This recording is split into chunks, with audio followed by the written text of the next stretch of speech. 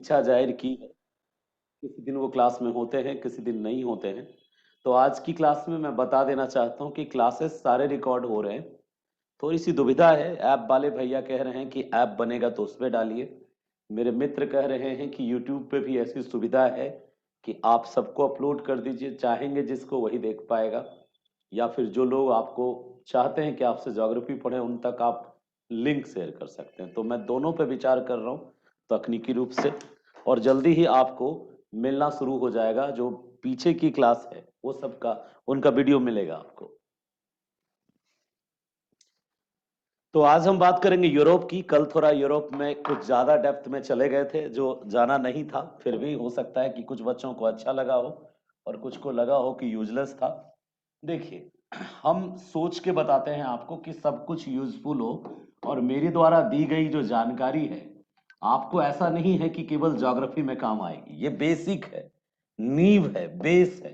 तो ये पीटी में भी काम आएगा, आपको प्रीलिम्स में भी काम आएगा, और सबसे ज्यादा काम आएगा आपका, देखिए 5-6 जगह काम आएगा।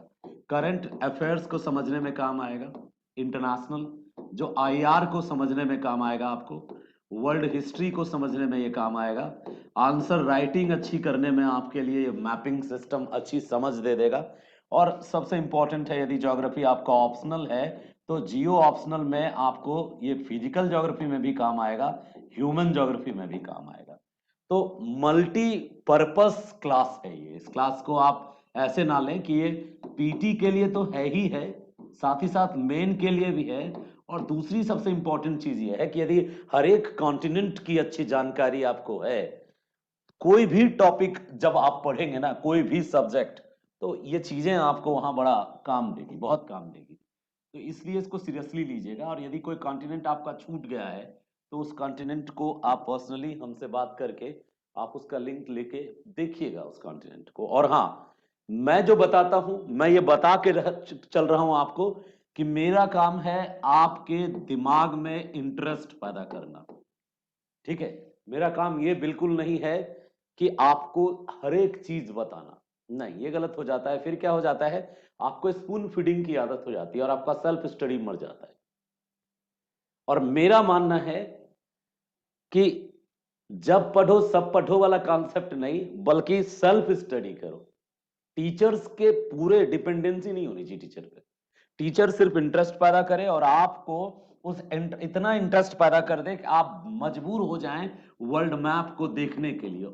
ऑटोमेटिकली आपका दिल करे कि एक बार साउथ अमेरिका मैं देखना चाहता हूं, एक बार मैं नॉर्थ अमेरिका फिर से देखना चाहता हूं, एक बार मैं अफ्रीका को देखना चाहता हूं। तुम्हारा खुद में दिल कर जाए तब मैं सफल हो जाऊंगा, मेरा क्लास सफल हो जाएगा। एक बार खुद तुम्हारा दिल करे कि मैं यूरोप को देखूं, और एक बार नजारा लूं यूरोप का कि कहां पे स्पेन है, कहां पे पुर्तगाल है। क्योंकि सर मैनुअल बनाते हैं, आपने नोटिस किया होगा कि मैं ज्यादातर आपको पढ़ाते समय क्या बनाता हूं, मैनुअल बनाता हूं। लेकिन यदि मैं चाहता, यदि मेरे पास नॉलेज कम रहता या फिर मैनुअल की कैपेसिटी कम रहती, तो मैं फट से कल पूरी क्लास में यूरोप दिखाया नहीं मैंने आपको। चाहता तो 3D 2D हर तरह की फैसिलिटी थी। पूरा मैप जो एटलस है ना, स्कूल एटलस, उसका पूरा सॉफ्टवेयर भी है मेरे पास, मैंने परचेज कर रखा था बहुत पहले। तो मैं चाहता तो यहां से बता देता, देखो बेटा ये स्पेन है, ये इटली है। नॉर्मली ये चीजें करने के बाद ना मेरी साइकोलॉजी कहती है कि बच्चे को ज्यादा बेनिफिट नहीं होता यदि आप उसको टेक्नो फ्रीक बना देंगे। उसको पहले मैनुअल करके बताना पड़ेगा कि देखो यही वो है क्या जो बना रहे थे हम, आइबेरियन पेनिनसुला, और इसमें ये है पुर्तगाल। जब बाद में देखेगा ना, वो मैनुअल के बाद देखेगा, तो उसका दिमाग खुद ही क्या करेगा पता है, उसका दिमाग खुद ही इसको कहेगा, अच्छा सर एक दिन कह रहे थे चैनल, देखो ये चैनल है और ये खाड़ी है। ठीक है, खाड़ी और चैनल दोनों अलग अलग है, गल्फ अलग, वही स्ट्रेट, स्ट्रेट कहेंगे इसको, खाड़ी भी यहाँ पे स्ट्रेट भी यहाँ पे, तो दोनों दो चीज है। तो बच्चा पढ़े हुए को जब मिलाएगा खुद से, तो उसकी सेल्फ स्टडी भी एक बेहतर होती जाएगी आपकी। और सेल्फ स्टडी के साथ साथ जो सबसे इंपॉर्टेंट सेक्शन है वो है कि आप और बेहतर समझ पाएंगे। देखिए, हमने बनाया था आइबेरियन पेनिनसुला, कल बना चुके थे। फिर हमने बनाया था ब्रिटेनियन पेनिनसुला, फिर मैंने बनाया था जूटलैंड पेनिनसुला। फिर मैंने कहा था कि ऊपर से इस तरह से आएगा ऐसे ऐसे करके, और एक यहाँ ड्रैगन का माउथ होगा, ये ड्रैगन का ऐसे सिर होगा, और कटा फटा कोस्ट होगा यहाँ तक। और फिर यहाँ पे ऐसे करके एक जगह है, देखो ये कौन सा पेनिनसुला, कोला पेनिनसुला, पहचानो। ये कौन सा पेनिनसुला है, स्कैंडिनेवियन पेनिनसुला। फिर मैंने कहा था कि यहाँ के बाद कुछ दूर रुक जाना उधर, फिर नीचे आना, यहां से ये इटालियन पेनिनसुला है। ये कैसा पेनिनसुला है, इटालियन पेनिनसुला है। और ये कैसा पेनिनसुला है, ये बाल्कन पेनिनसुला है। और बाल्कन के बाद ये टर्की वाला पार्ट है, ये क्रीमिया पेनिनसुला है। ये एजोब सी है, ये कर्च स्ट्रीट है, और ये काला सागर है, और फिर ये टर्की है। फिर मैंने कहा था कि एक झील है जिसका नाम है कैस्पियन सागर। ये रहा ये कैस्पियन सागर, और यहाँ देखो ये यूराल नदी है, ठीक है, यूराल नदी है। और ये यूराल नदी यहां तक गई, और फिर यहाँ के बाद ये यूराल माउंटेन है, ये यूराल माउंटेन है। ये मैप जो है ना थोड़ा सा तिरछा मैप है, मतलब ये ग्लोब वाला पार्ट है। तो इस तरह से हमने कल इस पूरे यूरोप को एक्यूरेट मानचित्र वाले सेक्शन में हमने देखा था। ये जो है ये ग्लोब वाले सिस्टम से दिखा रहा हूं मैं। और ये क्या था, ये था ब्रिटेन वाला वेल्स, वही ब्रिटेन वाला पार्ट। ये ऊपर वाला स्कॉटलैंड वाला पार्ट, ये स्कॉटलैंड वाला पार्ट था। और ये आयरलैंड वाला पार्ट था, ये आयरलैंड था। और ये आइसलैंड वाला पार्ट है, ये आइसलैंड है, ये आयरलैंड है। और ये नॉर्वे स्वीडन वाला पार्ट, ये इंग्लैंड वाला पार्ट है। और ये ग्रीनलैंड है, ठीक है, ये जो है ये ग्रीनलैंड है। तो आपको ये चीज आपको करना था कि आपके पास यदि एटलस, और यहाँ पे एक माउंटेन है, ये रहा माउंटेन, इस माउंटेन का नाम है काकेसस माउंटेन। अब ये पूरा का पूरा रीजन ये यूरोप है, ठीक है, यूरोप है। और इसी को हम थोड़ा बना रहे थे अपने अकॉर्डिंग मानचित्र पेज पे। आज हम पेनिनसुला पे बात नहीं करने वाले हैं, आज कंट्री पे बात करेंगे कि यूरोप में कहां पे कौन सी कंट्री है। और आज हम यूरोप के जितने भी इंपॉर्टेंट पॉइंट्स हैं उन सारे पॉइंट्स को दिखाएंगे, मतलब एग्जाम ओरिएंटेड यूरोप से रिलेटेड जितने भी मेन पॉइंट्स हैं उनकी चर्चा करेंगे। तो फैक्ट आज ज्यादा होगा, फैक्ट का थोड़ा डोज होगा आज, यानी ओवरडोज नहीं होगा, डोज होगा। हम चाहते हैं कि मेरे जितने भाई बहन हैं इसको बनाने भी सीख लें, कि इस तरह से ये जो हमने बनाया था, ये क्या पेनिनसुला था, आइबेरियन पेनिनसुला। और ये जो था आइबेरियन पेनिनसुला के बाद ये क्या था, ब्रिटेनियन पेनिनसुला। ब्रिटेनियन पेनिनसुला के बाद ये क्या था, जूटलैंड पेनिनसुला। और जूटलैंड पेनिनसुला के बाद ये क्या था, ये स्कैंडिनेवियन पेनिनसुला। और उसके बाद ये क्या था, कोला पेनिनसुला। और आगे चला गया था उधर, फिर ये इस तरफ आया था, और ये क्या था, इटालियन पेनिनसुला। और इटालियन पेनिनसुला के बाद ये क्या था, बाल्कन पेनिनसुला। और बाल्कन पेनिनसुला के बाद टर्की था, टर्की के बाद क्रीमिया पेनिनसुला था, क्रीमिया के बाद एजोब सी था, और ये ब्लैक सी था। और इसके बाद यहाँ पे काकेसस माउंटेन था, और यहाँ पे था कैस्पियन सी। और कुछ दूर नदी थी यूराल की, और फिर कुछ दूर पर्वत था यूराल का।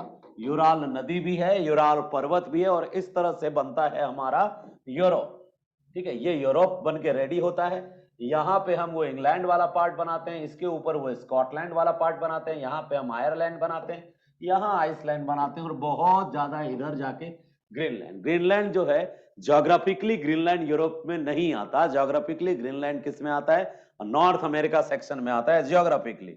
बट पॉलिटिकली चूंकि डेनमार्क का इस पे कब्जा है, इसलिए डेनमार्क इसको अपना बताता है, इसलिए यूरोप में काउंट करता है। बट यदि हम देखें ज्योग्राफी की पॉइंट ऑफ व्यू से देखें तो डेनमार्क जो है वो जो हम जिसकी बात कर रहे थे, यानी कि ग्रीनलैंड जो है वो पार्ट है किसका, नॉर्थ अमेरिका का। अब हम देखते हैं, आज हम समझने की कोशिश करेंगे ज्योग्राफी, इसके कंट्री, कंट्री ज्योग्राफी तो समझ रहे हैं, कंट्री समझने की कोशिश करेंगे। तो देखते हैं कहां पे कौन सी कंट्री है। ग्रुप ऑफ कंट्री बहुत इंपॉर्टेंट है यूरोप में, सबसे ज्यादा इंपॉर्टेंट है ग्रुप ऑफ कंट्रीज। कई सारे ग्रुप चलते हैं देशों के, यहाँ पे भी आपको पता है सिसिली, पीटमोंट, सार्डिनिया, छोटे छोटे कोर्सिका, यहाँ पे कई सारा द्वीप है। नेपोलियन का जन्म यहाँ हुआ था, यहाँ पे एक द्वीप है कोर्सिका द्वीप। कोर्सिका द्वीप पर नेपोलियन बोनापार्ट जन्मे थे, उनकी कहानी जानेंगे आप। सबसे पहले क्या देखते हैं, पॉलिटिकल मैप बना रहे हैं हम, ये यूरोप। आप भी अपनी कॉपी पे ड्रॉ कर सकते हैं यदि आप में थोड़ी सी इंटरेस्ट पैदा हो रहा हो तो। यूरोप का ये पॉलिटिकल मैप है, ठीक है, पॉलिटिकल मैप ऑफ यूरोप है। अब इसमें हम बेसिकली कंट्री देखने वाले हैं यूरोप के बारे में। पहला इंपॉर्टेंट पॉइंट है कि यूरोप इज आप कह सकते हैं पेनिनसुला ऑफ द पेनिनसुलाज, प्रायद्वीपों का प्रायद्वीप बोलते हैं यूरोप को। दूसरा इंपॉर्टेंट पॉइंट है कि यूरोप में एक भी डेजर्ट नहीं है, ठीक है, यूरोप में मरुस्थल नहीं है, ठीक है, ये पॉइंट बहुत इंपॉर्टेंट है, याद रखिएगा, यूरोप में मरुस्थल नहीं है।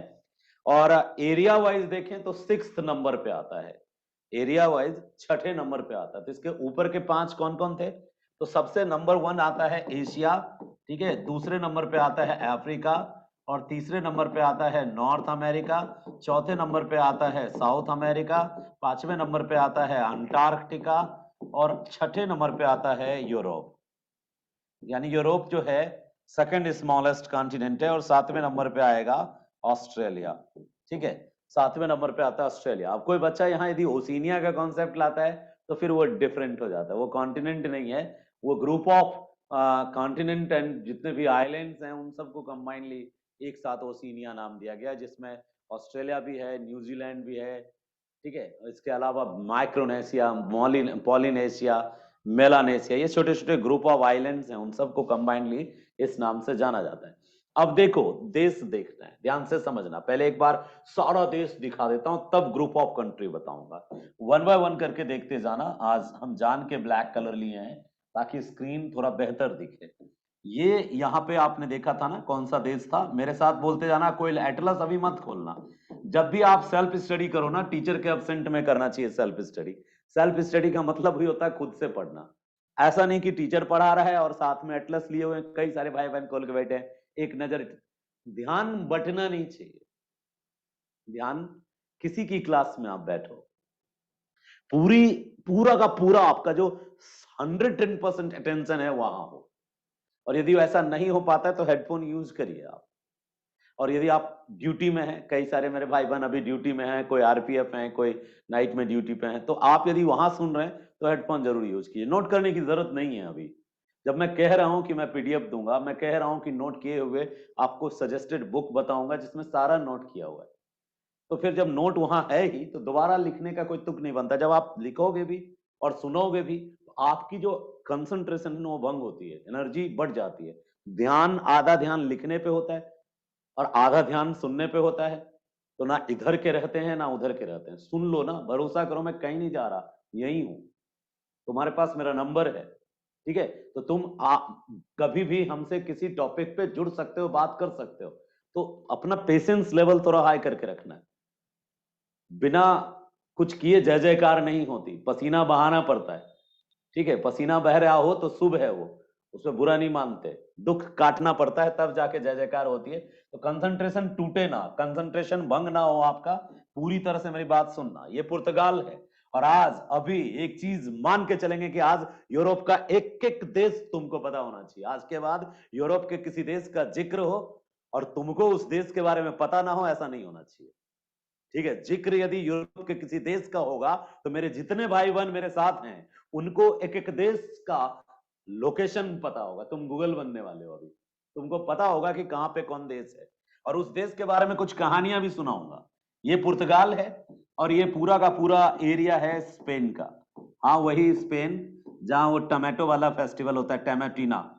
टमाटीना फेस्टिवल बड़ा खूबसूरत होता है, जिंदगी मिलेगी ना दोबारा वाला मूवी का शूटिंग हुआ था यही स्पेन। स्पेन के इस कोने पे है पुर्तगाल। हाँ, वही पुर्तगाल जिसके वास्को डिगामा ने इतिहास रच दिया था, भारत आने का नक्शा बना के, भारत आने का नक्शा खोजा था पोर्तुगीज, पुर्तगाल ने, ठीक है। जिसने तंबाकू खैनी खाने का जो आदत आज पूरे बिहार में है, बिना लटाए बीबीसी लोग क्लास में नहीं जाते, वो इसी की देन है, पुर्तगालियों की देन है, ठीक है। इसके अलावा जो प्रिंटिंग प्रेस आज इंडिया में देख रहे हो, वो भी इंडिया में प्रिंटिंग प्रेस को इंट्रोड्यूस करना ये पुर्तगालियों की देन है। कई सारे मतलब अनाज जो, फल और फ्रूट जो है, सब्जियां जो है, वो पुर्तगालियों की देन है। खैर, पुर्तगाल स्पेन के बाद आते हैं कि यहाँ एक नेचुरल बाउंड्री है, एक प्राकृतिक बाउंड्री है, एक पर्वत है जो स्पेन वाला पेनिनसुला को अलग करता है। मैंने पिछले क्लास में उस पर्वत के बारे में बताया था। उस पर्वत का नाम है पिरेनीज माउंटेन। पिरेनीज पर्वत का नाम मैं लिख रहा हूं, तुमको नहीं लिखना है, तुम सिर्फ ध्यान से देखो, ये सारी चीजें एटलस में लिखी हुई है, ठीक है, और वहां पे और ज्यादा अच्छे से लिखी रहेगी। तो पिरेनीज पर्वत, एक एटलस खरीदेंगे और लिखने वाला काम सब वो करके रखेगा कोई मेरे लिए। हम सिर्फ सुनेंगे कि सर नया क्या बता रहे हैं जो एटलस में नहीं है। मेरी बात सुनना, सर नया क्या बता रहे हैं जो एटलस में नहीं है, और वही याद रख लेंगे हम, और मेरा क्लास सार्थक हो जाएगा। ये जो पिरेनीज पर्वत है ना, बड़ा बेहतरीन पर्वत है, बड़ा खूबसूरत पर्वत है, ये आल्प्स का ही हिस्सा है। यहाँ पे यूरोप के दक्षिणी तट पे एक वैसे ही माउंटेन सीरीज है जैसे अमेरिका में रॉकी था, एंडीज था, दक्षिण अमेरिका में एंडीज था, नॉर्थ अमेरिका में रॉकी था, जैसे भारत में हिमालय है वैसे ही यूरोप के दक्षिण में आल्प्स माउंटेन सीरीज है। आल्प्स, आल्प्स के भी कई ब्रांच हैं। मेन आल्प्स ये स्विट्जरलैंड वाले रीजन में है, एक इधर आल्प्स गया, एक इधर आल्प्स गया, आल्प्स एक इधर, ये इसका विस्तार है, फिर आल्प्स का कुछ हिस्सा इधर भी है, अफ्रीका तक चला गया है आल्प्स। तो आल्प्स जो है काफी विस्तृत माउंटेन सीरीज है आल्प्स। तो हम यहाँ पेरेनीज को देख रहे हैं, और ये जो पेरेनीज है इस माउंटेन की खास विशेषता, इस पर्वत के ऊपर एक स्वतंत्र देश है, नन्ना सा देश, छोटू सा, टुन्नू मुन्नू सा देश, ठीक है, चुनमुन सा देश, छोटा सा देश है, और अभी वो देश न्यूज में भी था। तो इस पर्वत के ऊपर है देश, पिरेनीज पर्वत के ऊपर एक देश है, और उस देश का नाम है एंडूरा। एंडूरा, वो नहीं एंडूरा मांस खाओगे तो बड़ा ताकतवर रहोगे, ऐसा कुछ नहीं है। एंडूरा पर्वत का नाम है, एंडूरा, ठीक है, एंडूरा पर्वत नहीं, सॉरी, एंडूरा देश का नाम है। और वो देश कहाँ है? पिरेनीज पर्वत पे। एक तरफ ताकतवर फ्रांस है, दूसरी तरफ स्पेन है। और याद रहे, फ्रांस ने कई बार स्पेन के मामले में इंटरफेयर बहुत किया है, स्पेन को अपने आधिपत्य में भी रखा है काफी समय तक। स्पेन के मामले में फ्रांस का हमेशा हस्तक्षेप रहा है। तो ये पर्वत याद रखना, पिरेनीज पर्वत, और इस पर्वत के ऊपर एक छोटा सा देश। बच्चा लोग जब छोटा देश रटता है ना तो उसको बस वेटिकन सिटी सुनाई देता है, वेटिकन सिटी। कई सारे नन्हे नन्हे देश हैं, वेटिकन सिटी सबसे छोटा है। रोम के अंदर पोप के एक शहर ने अपने को एक स्वतंत्र देश घोषित कर दिया जिसको वेटिकन सिटी कहते हैं। मैं अभी लोकेशन दिखाऊंगा आपको उसका। लेकिन वेटिकन सिटी के अलावा कई छोटे देश हैं, उनमें से एक छोटा देश एंडूरा भी है, एक गांव देश में कन्वर्टेड है, और वो भी वो गांव पहाड़ पर है, पर्वत पे है, पिरेनीज माउंटेन के ऊपर लोकेट करता है एक देश एंडूरा। फ्रांस, ये पूरा एरिया जो है ये फ्रांस का ही है, ठीक है, ऐसे ये पूरा फ्रांस का पार्ट है। ये ब्रिटेनियन पेनिनसुला है, और ये पूरा रीजन फ्रांस का है, अपने आप में एक यूरोप की ताकतवर, यूरोप का ताकतवर देश है फ्रांस। और इसका ये मित्र इंग्लैंड, जिसको आप ब्रिटेन कहते हो, जिसके बारे में कल मैं भावुक होकर कुछ कहानी बताने लग गया, ठीक है, तो ये ब्रिटेन है। तो ब्रिटेन के साथ अभी रिसेंटली स्कॉटलैंड का एक इशू चल रहा था। स्कॉटलैंड के कुछ लोग जो है अलग होना चाहते थे ब्रिटेन से, और कुछ लोग अलग होना नहीं चाहते थे, तो वोटिंग हो रही थी। एक पहले था ब्रिटेन के साथ आयरलैंड, लेकिन अब अलग हो चुका है। ये पहले ब्रिटेन के साथ ही था, अब एक अलग देश है। तो आयरलैंड, स्कॉटलैंड, ब्रिटेन, स्कॉटलैंड अभी ब्रिटेन का ही हिस्सा है। ब्रिटेन अभी न्यूज में था एक ब्रेक्जिट के कारण। ब्रिटेन जो है ब्रेक्जिट, ब्रेक्जिट जो है वो क्या है, एक कॉन्सेप्ट है जिसमें ब्रिटेन जो है एग्जिट हो रहा था, अलग हो रहा था यूरोपियन यूनियन से। क्यों अलग होना चाहता है, करंट अफेयर्स का मुद्दा है, इस पर एक दिन बात करेंगे हम यूट्यूब पे कि ब्रेक्जिट से आखिर ब्रेक्जिट का कॉन्सेप्ट क्या है। ब्रिटेन देख लिया आपने, फ्रांस देख लिया आपने, फ्रांस के राजा को लुई कहते हैं, और फ्रांस का इतिहास ही यूरोप का इतिहास डिसाइड करने वाला एक बहुत इंपॉर्टेंट पॉइंट है, ठीक है। तो फ्रांस बाद में पढ़ेंगे हम। फ्रांस के बाद इस तरफ एक तो ये देश है इटली, जिसमें एक और माउंटेन सीरीज है जिसका नाम है एपेनियन, या एपेनीज बोलते हैं, एपेनीज माउंटेन सीरीज। बड़ यूनिक यूनिक नाम है, एपेनीज माउंटेन सीरीज है यहाँ पे, ठीक है। और ये भी आल्प्स का ही एक्सटेंशन है, इटली। इटली के बाद इसको इटालियन पेनिनसुला भी बोलते हैं। इटली के बाद हम जब आगे जाते हैं तो आगे, अच्छा यहीं पे एक और छोटा सा देश है, नन्ना सा देश, कोस्ट के पास, मोनाको सुना है, एक देश है, छोटा सा देश है, मोनाको, नन्ना सा देश है, मोनाको। मोनाको कहाँ है, लोकेशन आपको पता है? कमेंट सेक्शन में बताइए किसी को यदि पता है तो। देखिए ध्यान से सुनिएगा, याद रहेगा आपको पॉइंट। मोनाको है यहाँ पे एक नन्ना सा देश, एक एंडोरा तो बता दिया पिरेनीज के ऊपर है, MONACO। मैं पहले बिस्किट खाता था ना, तो हल्के फुल्के पल के लिए सुनता था मोनाको, हल्के फुल्के पल के लिए। एंडोरा, एंडोरा मास, आपको लग रहा होगा कि सब एडवर्टाइजमेंट में तो हम सुने हुए हैं सर, एंडूरा मास जो पतला है उसको मोटा करने के लिए एंडूरा मास खाओ, और बिस्किट का एक नाम है मोनाको। यहाँ पे मोनाको देश है, एकदम बिल्कुल फ्रांस के तट पे स्थित एक नन्नू मुन्नू सा देश है मोनाको। और एंडूरा बिल्कुल यहाँ पे है, बिल्कुल यहाँ पे पहाड़ पे है एंडूरा, समुद्र के किनारे है मोनाको।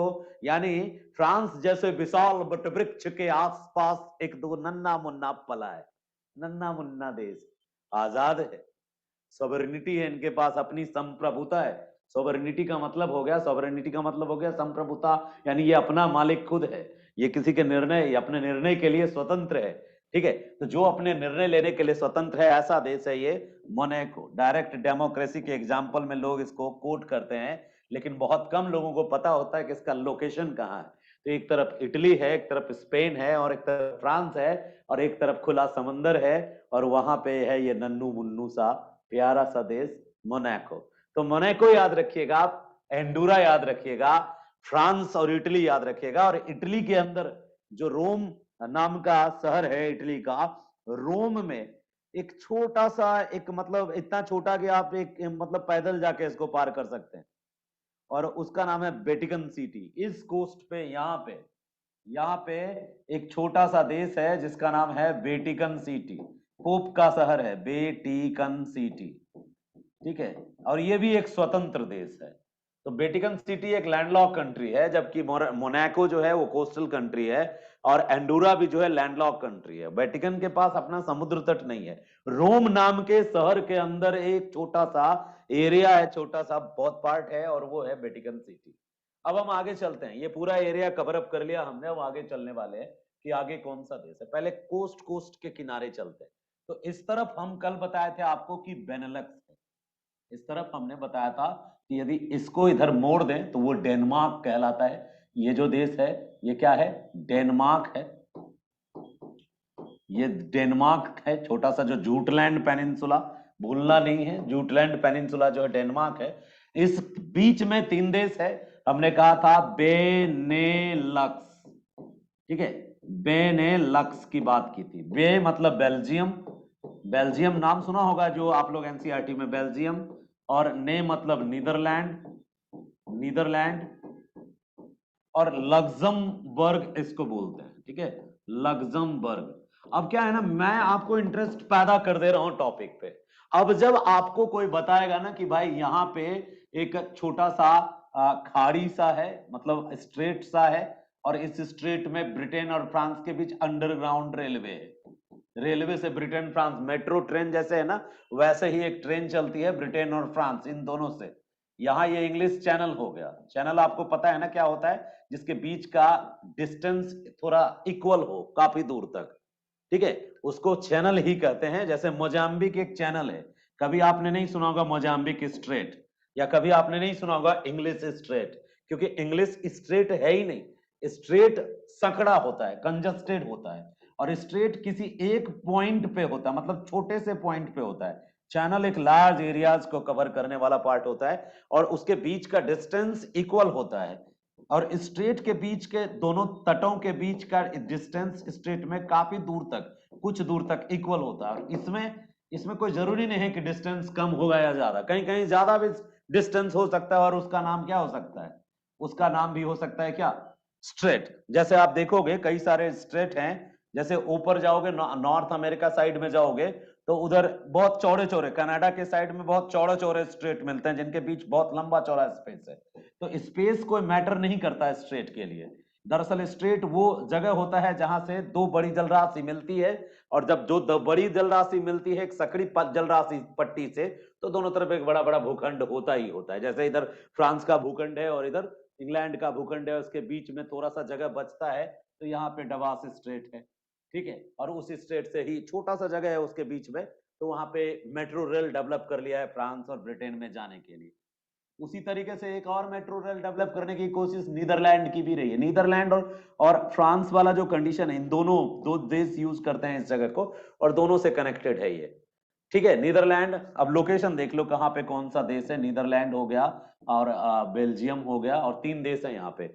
आपको पिछले दिन बताया था मैंने कि लग्जमबर्ग जो है वो लैंडलॉक कंट्री है। लग्जमबर्ग जो है वो लैंडलॉक कंट्री है। बाकी बेल्जियम और नीदरलैंड जो है, बेल्जियम और नीदरलैंड ये दो देश जो है यहाँ काफी विस्तृत क्षेत्र में फैला हुआ है। ये यदि नीदरलैंड है तो ये पूरा एरिया बेल्जियम का है, और इसी में छोटा सा प्लेस जो है, ये यदि नीदरलैंड है मान लो, तो ये नीदरलैंड है, एन दे दिया मैंने, और एन ई, और बाकी एरिया जो हो गया बेल्जियम हो गया, और इसी में छोटा सा लैंडलॉक पोर्शन जो हो गया ये लग्जमबर्ग का हो गया। तो लग्जमबर्ग, बेल्जियम, नीदरलैंड। एक बार आप ना एक काम करना, कोई कंफ्यूजन ना हो, इसके लिए बहुत जरूरी है कि एक बार जो आपके पास एटलस या फिर वर्ल्ड का मैप आपने नक्शा चिपकाया हो यदि दीवार पे, तो थोड़ा और क्लियर कर लेना कि कहाँ पे क्या है, एक्चुअल बॉर्डर क्या है उसका, एक बार देख लेना। मेरा काम है आप में थोड़ा सा आपको अवेयर करना। तो ये बेनेलक्स देख लेंगे, और ऊपर डेनमार्क आपने पहले ही देख लिया है। बेनेलक्स और डेनमार्क के बाद वाला पोर्शन पे आते हैं। बाद वाले पोर्शन का मतलब हो गया जर्मनी और उसके बाद का देश। देखो ये जो पोर्शन हमने यहाँ पे ऐसे करके घेर लिया, ये पूरा का पूरा जर्मनी है। एक जमाने में आधी जर्मनी अमेरिका के अधीन थी, और आधी जर्मनी जो थी वो रूस के अधीन थी। पूर्वी जर्मनी और पश्चिमी जर्मनी का कॉन्सेप्ट चल रहा था, और उसके बीच में एक दीवार बना दी गई थी। ठीक है, रूस ने, यूएसएसआर ने एक दीवार बना दिया था। तो जर्मनी जो है ऊपर समुद्र को टच करता है, एक सागर है, उस सागर को टच करता है, यानी बाल्टिक सी को टच करता है।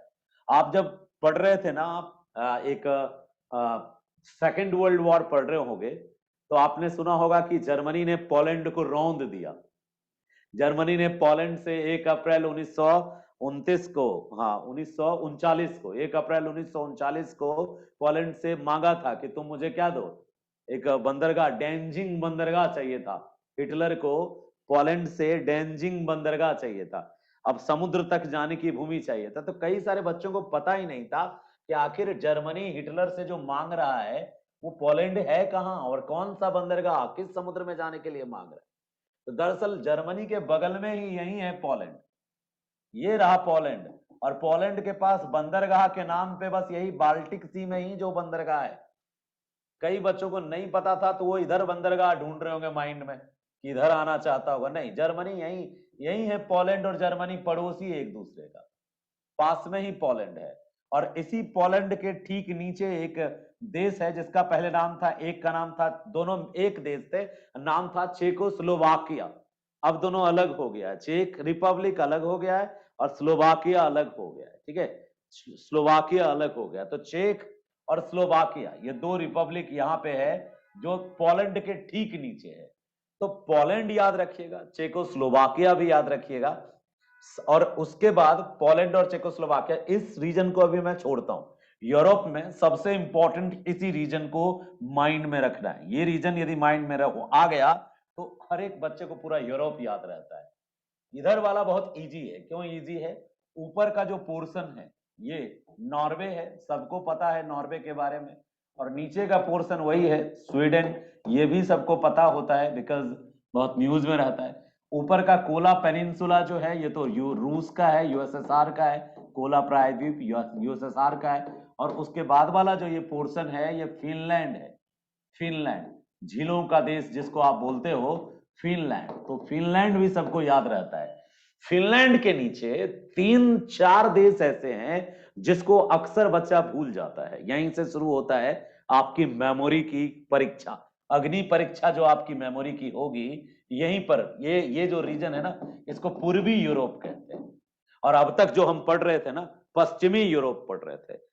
जैसे उत्तर प्रदेश में, पश्चिमी उत्तर प्रदेश बड़ा अमीरों का प्रदेश है और पूर्वी उत्तर प्रदेश में बड़ी गरीबी है।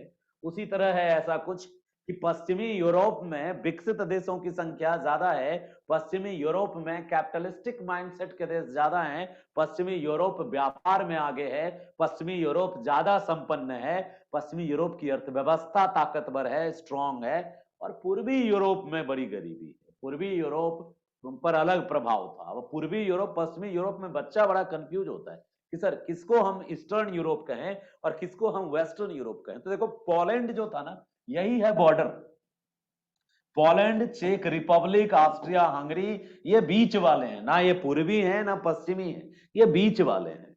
इसके इधर पूरब और इनके इधर पश्चिम। तो फ्रांस, इटली, स्पेन, पुर्तगाल, Netherlands, Belgium, Luxembourg, Denmark, even ये नॉर्वे स्वीडन भी अपने को पूर्वी नहीं कहता, वो भी अपने को पश्चिमी कहता है। फिनलैंड तक अपने को कहता था, लेकिन फिनलैंड पश्चिमी में नहीं आता। फिनलैंड तक प्रभाव था, जिस पर इसका प्रभाव रहा हो कभी, यूएसएसआर का प्रभाव रहा हो कभी, वो सब पूर्वी यूरोप के ही हिस्से थे। दरअसल पूर्वी यूरोप पर रूस का बड़ा गहरा प्रभाव रहा था, इसलिए पूर्वी यूरोप में ये लोग काउंट होते हैं। कौन कौन काउंट होते हैं तो ध्यान से देखना, कौन कौन पूर्वी यूरोप में काउंट होता है, ध्यान से देखना आप। एक तो जो ये काला सागर है, इसको ब्लैक सी कहते हैं, काला सागर कहते हैं। और ये जो पेनिनसुला है, प्रायद्वीप है, इसका नाम है क्रीमिया।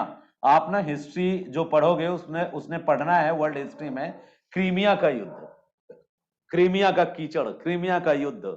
क्रीमिया जो था, इसको लेके बड़ी मारामारी रही। रूस पूरी ताकत लगा देता है, अपनी जान लगा देता है, किसी को क्रीमिया नहीं लेने देता है। क्यों? ऐसा क्या है क्रीमिया में कि रूस बगावत पर उतर आता है? अभी हाल में सेकंड कोल्ड वॉर की चर्चा दुनिया में गर्मा गर्म थी। 2014 के आसपास 14-15 में एक बार फिर से रूस ने अपनी पूरी आर्मी उतार दी और क्रीमिया लेने नहीं दिया। जिसका है किसका क्रीमिया? ज्योग्राफिकली क्रीमिया जिस देश का है, उस देश का नाम जो है, उस देश का नाम है यूक्रेन। जिस देश का है क्रीमिया, उस देश का नाम क्या है? यूक्रेन। अब यूक्रेन के जो लोग हैं, कभी वो यूएसएसआर के हर्ट पार्ट हुआ करते थे। यूक्रेन, जिसको bread basket of the world भी कहते हैं, यूक्रेन को वर्ल्ड की रोटी की टोकरी के नाम से जाना जाता है। जो स्टेपी घास का मैदान है, उस घास के मैदान का विस्तार यहां पे मिलता है। तो यूक्रेन का हिस्सा हुआ करता है क्रीमिया। बट जबरदस्ती रूस ने क्रीमिया पर हमला कर रखा है, अधिकार कर रखा है। क्यों नहीं क्रीमिया से हटा रहा है अपनी आर्मी रूस? और क्यों यूक्रेन की पॉलिटिक्स में रूस इतना इंटरेस्ट लेता है? देखो भाई, सांप के बिल को मुनोगे तो सांप जान लगा के हपके गए। मतलब जो रास्ता है मेरे निकलने का, भाई भाई में भाई का मतलब खून बहा देता है। यदि तुम रास्ता रोकोगे तो भाई भाई में गोतियारी लड़ाई किस कारण से होता है? रास्ता 5 फीट का रास्ता बोले कि दे है, नहीं दे रहे 5 फीट, तो खंती निकाल, कुदाल निकाल वाली बात है। दरअसल ये जो रास्ता है, ये रूस के लिए ये एक रास्ता है। ये जो सी है ना, एजोब सी, ध्यान से देखना, एजोब सी। मेरा पर्पस है कि आईआर भी साथ में तुम्हारे माइंड में क्लियर होते जाए।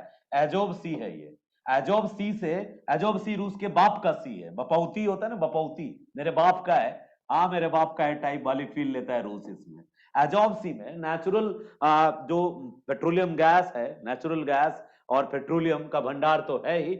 उल्टा एजोब सी को उसे डॉकयार्ड यूज करता है रसिया, अपना डॉकयार्ड की तरह। और एजोब मतलब एक तरह से कह सकते हो कि उसका उसका गैराज है।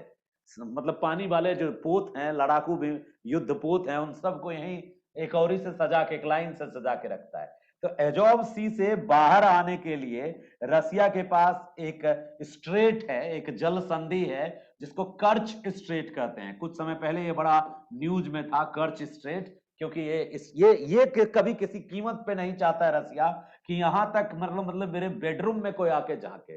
मतलब रसिया के लिए कर्च स्ट्रेट और रसिया के लिए एजोब सी, ठीक है, एजोब सी रसिया के लिए एक तरीके से उसके बेडरूम की तरह है। भाई ऐसे कैसे छोड़ देगा? वो जान प्राण है उसका। क्यों? नेचुरल गैस रसिया के पास जो भंडार है वो इसी रास्ते से बेचता है। रसिया जो भी ट्रेड करता है इसी कर्च सी से, एजोब सी और कर्च सी से, और इस जगह से आता है काला सागर में। और यहाँ पे एक है यहाँ पे ये वास्पोरस स्ट्रेट, जो दोनों तरफ के टर्की को अलग करता है। यानी यूरोपियन टर्की अंकारा जिसकी राजधानी है, एशियन टर्की इस्तांबुल जिसकी राजधानी है। ऐसा मत समझना कि ये दो देश हैं, एक ही देश है। टर्की एक ही देश है, लेकिन उसका कुछ हिस्सा यूरोप में है और कुछ हिस्सा एशिया में है। और बीच में क्या है? एक जलडमरू मध्य है, या बीच में एक स्ट्रेट है। उस स्ट्रेट का नाम क्या है? Bosporus straight. देखो, स्ट्रेट्स को हमेशा कोई स्टोरी के साथ पढ़ना चाहिए, कोई कहानी के साथ पढ़ना चाहिए, उससे जुड़े घटना के साथ पढ़ना चाहिए, तो ज्यादा लंबे समय तक वो स्ट्रेट याद भी रहता है और साथ ही साथ उसका महत्व भी समझ में आता है। तो यहां पे देखो स्ट्रेट कौन सा है? कर्च स्ट्रेट है। 2014-15 में न्यूज में क्यों आया था? क्योंकि रसिया किसी भी कीमत पर क्रीमिया को छोड़ना नहीं चाहता था। क्रीमिया को रसिया क्यों नहीं छोड़ना चाहता? यूक्रेन में अपनी कठपुतली सरकार क्यों बिठाना चाहता है? रसिया को ऐसा खबर मिला कि यूक्रेन ईयू में शामिल होना चाहता है। यूक्रेन में दो तरह की पॉलिटिकल पार्टी है, एक पॉलिटिकल पार्टी है प्रो यूएस, एक पॉलिटिकल पार्टी है आज भी वफादार प्रो यूएसएसआर। यानी एक रसिया सपोर्टर पॉलिटिकल पार्टी है और एक अमेरिका सपोर्टर पॉलिटिकल पार्टी है। तो 2014-13 में क्या हुआ था, जो अमेरिका सपोर्टेड पॉलिटिकल पार्टी था यूक्रेन में, उसकी सरकार बन गई थी, तो उसका झुकाव ज्यादा किसकी तरफ था? ऑफ कोर्स अमेरिका की तरफ था। तो रसिया को लगा दी अमेरिका यूक्रेन तक पहुंच गया ना, तो फिर तो ये हो गया कि मेरे एकदम बेडरूम के बगल में आके झांक रहा है और सर कैसे हो। और ये कभी बर्दाश्त नहीं हो सकता, किसको? रसिया को। दोनों एकदम दुश्मन है एक दूसरे का, दोनों की विचारधारा नहीं मिलती, कोल्ड वॉर इनके बीच चला है, इनके बीच लड़ाई हुई है, एक्सट्रीमिस्ट हैं एक तरीके से, एक दूसरे से बिल्कुल नफरत वाला। तो इसलिए रसिया ने अपनी पूरी ताकत झोंक दी यूक्रेन की तख्ता पलट में, और यूक्रेन के तख्ता पलट के साथ साथ क्रीमिया में अपनी पूरी फौज लगा दी कि कम से कम क्रीमिया तो जाने नहीं देंगे। तो क्रीमिया एजोव सी बड़ा न्यूज में था 2013-14 में, बहुत भयंकर न्यूज में था, एकदम छाया हुआ था। लोग स्लोगन लगा रहे थे, हो गया शुरू फिर से कोल्ड वॉर, पुतिन छोड़ेगा नहीं। पुतिन तब से ही अभी तक वहां पावर में ही है। तो पुतिन जो है इस पे पूरी ताकत लगा के इसको कब्जा में रखा है। ये है क्रीमिया, ये है बास्फोरस स्ट्रेट। टर्की को टर्की से अलग करने वाला स्ट्रेट है बास्फोरस स्ट्रेट। और टर्की के एक तरफ काला सी है, दूसरी तरफ यहां जो सी है, छोटा सा समुद्र है, इसका नाम है मारा मारा सी।